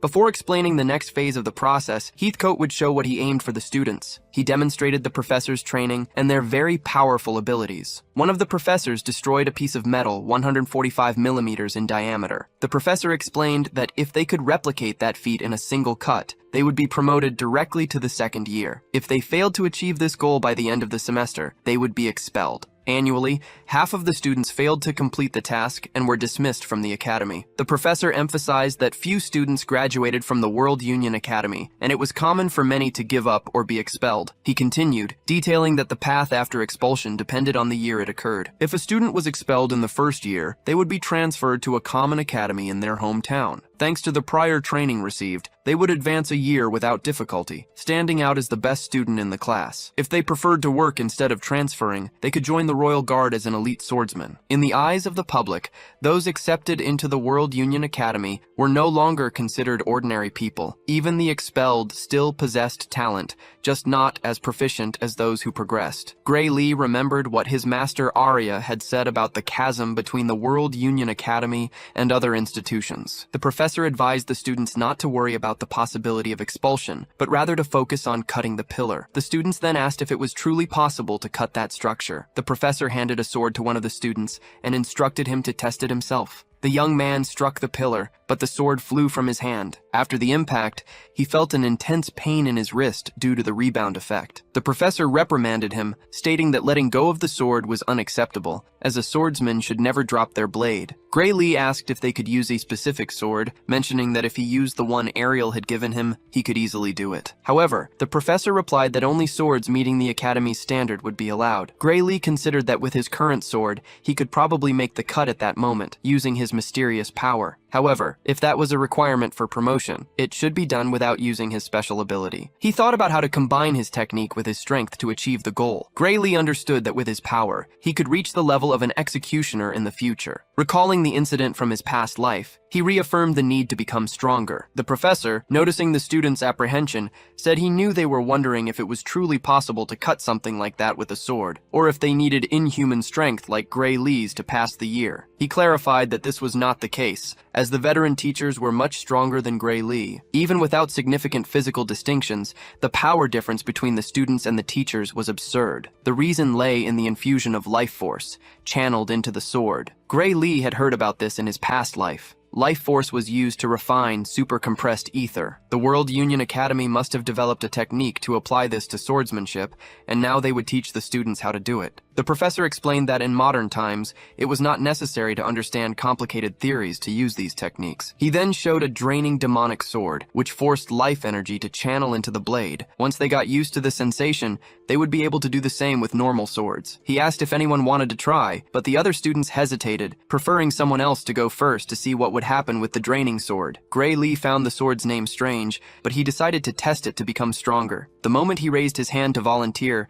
Leon also raised his. Leon was indignant because he hadn't been able to do anything when the water lizards attacked. The professor knew Gray Lee could handle the sword, but he wouldn't be a good reference for the other students. Thus, he asked Leon to step forward and try using the draining demonic sword. The prodigy held the sword and felt something being drained from within him. The professor instructed him to launch the attack immediately after taking the sword, and then sheath it. Leonhard attacked the pillar with the sword, cutting it halfway through. With the insane power he managed to use, the cut almost destroyed the pillar. However, the rebound effect was absurd, and he fell unconscious to the ground. Leon managed to sheathe the sword, but he crawled on the ground without strength. The teachers rushed to him to check his condition. Professor Rent said that it was like this at first, and that they shouldn't push themselves too hard. The condition of life force exhaustion was temporary. He added that Leon would recover after resting, and that his performance had been better than expected. After all, the young man hadn't even dropped the sword. Next, he called Gray Lee to try. The students were impressed that Gray Lee hadn't hesitated, even after seeing Leon fall. With an above-average level of determination, Gray Lee took the sword and drew it from its sheath. He noticed that something was indeed draining his life force, and that he wouldn't be able to endure it for long. Our protagonist advanced toward the pillar, delivering a very powerful and swift cut. However, not even he managed to destroy the pillar completely. Gray Lee realized that it wasn't like drawing a sword normally. It felt as if the blood in his body was completely frozen. Gray Lee sheathes the sword and sighs, as if he were completely fine. It's the first time Professor Rent has seen a freshman not fall to their knees after using the demonic sword. Gray Lee has more energy reserves than expected, thanks to Heathcote's training. Or perhaps his body had become accustomed to the damage from being constantly exhausted. Professor Rent asks Gray Lee if he could repeat the feat. Gray Lee tries again, draws the sword, and attacks the pillar. However, his eyes close and consciousness abandons him. At least he manages to sheathe the sword before completely passing out. Rent says he was just joking and didn't think Gray Lee would try to attack again with the demonic sword. He understands how Gray Lee achieved such an absurd level of strength for his age. While waiting for the two to recover, Rent goes to talk with the rest of the students in the class.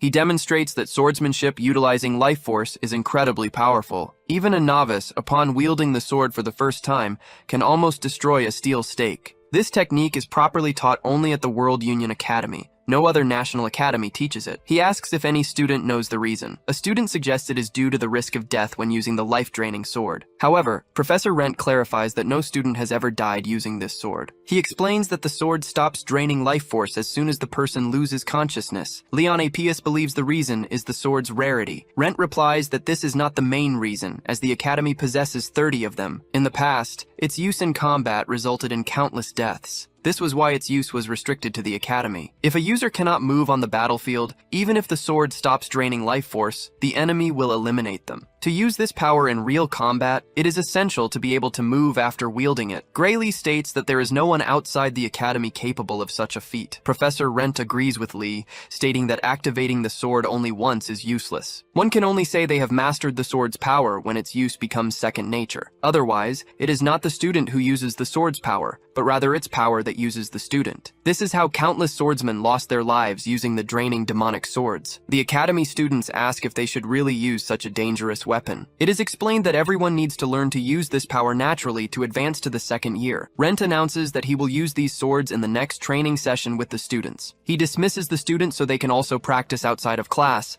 asking them not to faint and delay the day's other classes. Gray Lee needs to figure out how to use this power normally. After all, becoming unconscious after a single use is completely useless. The same applies to his chained doors ability. Every time he uses that secret power, he ends up losing consciousness. At this rate, he will need a healer. At the very least, he will have to ensure he can use one of these powers to defeat the Liquidator. This convinces him that going to the academy was the best choice of his life. There is no better place for him to grow stronger. He knows he will become a monster by combining this power with his secret technique. At the second training ground, the students are seen. One of them observes Gray Lee almost dismantling the pillar with a series of cuts. He takes a 3-minute break every time he swings the sword. Life force recovery accompanies mana consumption. Gray Lee got the hang of it. Although training this way is inefficient, he decides to test the normal sword, even feeling that collapse will come without breaks. Gray Lee does not want to forget the sensation that remained in his body. As he is about to draw his sword again, someone interrupts him. A student informs him that Professor Ariel asked him to try using the life force sword on his own. However, she would like to be present, and the student goes to call her, asking Gray Lee to wait. Gray Lee waits for Professor Ariel, whom he thought was busy. The student assumes that the professor predicted he would master the sword and cleared her schedule in advance. Gray Lee is surprised that she predicted he would master the art of the sword in just one day. He already expected this coming from the Divine Eye, but he is still surprised. Ariel apologizes for making him wait and asks him to resume his sword training. Beside her is a hooded woman whose unknown face leaves Gray Lee indignant. Ariel, imagining he is tired, says that the team is there to heal him. Gray Lee relied on their support to regain his vitality after using the sword. He decided to train first with the magical life-draining sword to recall the sensation. Ariel watched intently, allowing him to act according to his intuition. Gray performed another spinning move with the demon energy-draining sword. Then, he advanced towards the pillar and delivered another cut that almost destroyed it. He was trying to understand and recover the sensation he had experienced before. Wielding a normal sword, Gray tried to recreate the sensation of drawing life force from his own body. Focused, he tried to remember, and felt the vital fluid from his heart begin to flow through his body. As the vital energy from his heart flowed through the sword, imbuing it, something unexpected occurred. Suddenly, Gray's arm turned completely red, imbued with the energy of the Black Swordsman. This energy, distinct from life force, had mixed with it. Gray's life force was merging with the power emanating from that door,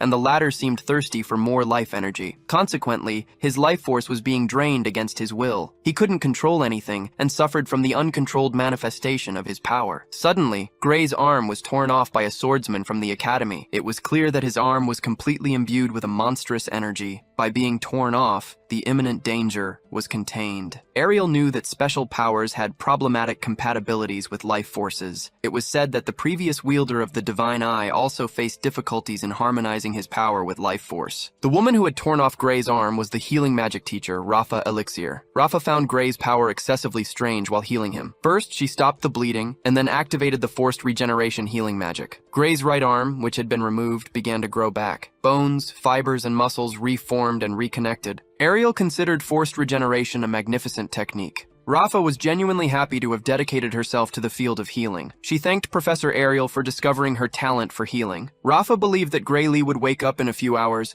and instructed them to call her if anything unexpected happened. Gray Lee woke up in a strange place he didn't recognize. Professor Ariel sat beside him and asked if he remembered what had happened. Gray Lee recalled that when he tried to activate the life force sword, the power in his arm had gone out of control. His life force had been completely drained, and the Destiny Assistant had torn off his arm. Gray was shocked to find that his arm had grown back and he didn't remember what happened next. Ariel noticed that his memory was intact and handed him food. Gray ate and asked if she already knew that would happen. Ariel replied that she wasn't sure, but something similar had happened before. She cited the incident where Amy White tried to use life force. For that reason, Ariel had decided to be present when Gray used his life force. Gray was very surprised to learn that the same thing had happened to the Sword Saint Amy White. Ariel explained that in Amy's case, unable to withstand the mixed power, her arm exploded. Gray was shocked to hear that the Sword Saint's arm had exploded, and that the same had not happened to him. For this reason, it wasn't necessary to amputate it, but the shock she suffered was immense. It seems she still has an aversion to using her life force to this day. Gray understood that despite the aversion, she had somehow learned to use the power. Professor Ariel confirmed this, although she had faced many difficulties in mastering this power. Gray asked what method the professor had used at the time. Ariel explained that she had used a magic contract to suppress the Sword Saint's power. They gradually loosened the magic contract while Amy trained, allowing her to manifest only her life force. The magic contract surprised Gray, who didn't know it possessed such a function. Professor Ariel, however, said that this magic was not suitable for suppressing this type of alien power and would not work with Gray. Even Amy's power didn't last 3 minutes before the magic contract collapsed. Against Gray's power, it would be lucky if it lasted half a second. In other words, the same method could not be used with Gray. Professor Ariel regretted not being able to find a way for Gray to use his life force, as he possessed such a unique alien power, without precedents or formulas for reference. She added that it wasn't impossible for him to use his life force, but he would need to accumulate enough training to be able to use and extract only the life force. However, she couldn't conceive of a method that would support so much training, as the life force would spiral out of control. Gray considered that if the power went out of control every time, it would be impossible to practice. He thought of asking someone to sever his arm every time the power went out of control and use recovery magic. He believed he could train if she could provide recovery magic for him every time. Professor Ariel was speechless at Gray's bizarre idea. She said she could provide someone to use recovery magic, but asked if he really wanted to go through with this plan, as there was the option of not using this life force at all. Gray's power, after all,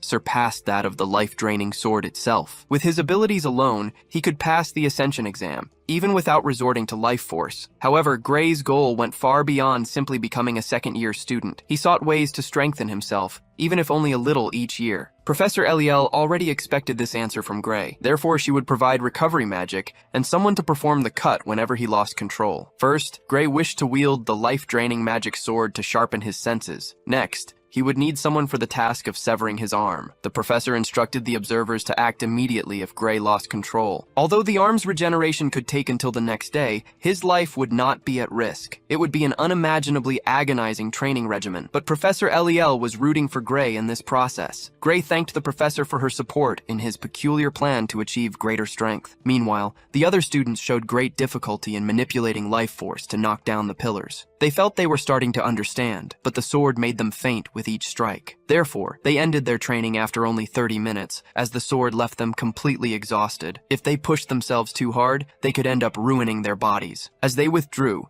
they noticed Gray appearing with 2 swords. They realized that Gray hadn't fainted once, and that his stamina was on a completely different level from theirs. When they returned to the training ground in the morning, Gray was already there, wielding the swords. They were shocked to discover that he had been using the life-draining magic sword since early morning. Although they knew he was the best student at the academy, they wondered if they had seen wrong. Another student supposed that he was just practicing just a little and with breaks, because bodies become completely exhausted after only 30 minutes of training. They thought that if Gray continued non-stop from morning until night, he would certainly die. At that moment, Gray switched swords, fainted, and fell unconscious to the ground. He had thought he would get the hang of it if he continued to use the sword tirelessly. Gray felt that he wasn't understanding anything about the training with the demonic draining sword. After all, the teacher hadn't taught him this training method. It was just his rudimentary and self-taught training method put into practice. He wondered if he could extract his life force without the need for the sword. Gray started to remember the liquidator and pushed away the negative thoughts. He should go all the way and complete that training. Gray closed his eyes, fully concentrating on the ability to absorb life force. Drawing the sword from its sheath, he delivered a perfect cut that destroyed the pillar. He wondered if it was the first time he had managed to completely sever a new and massive pillar. With that, Gray realized that he had used his normal sword and the life force ability on it.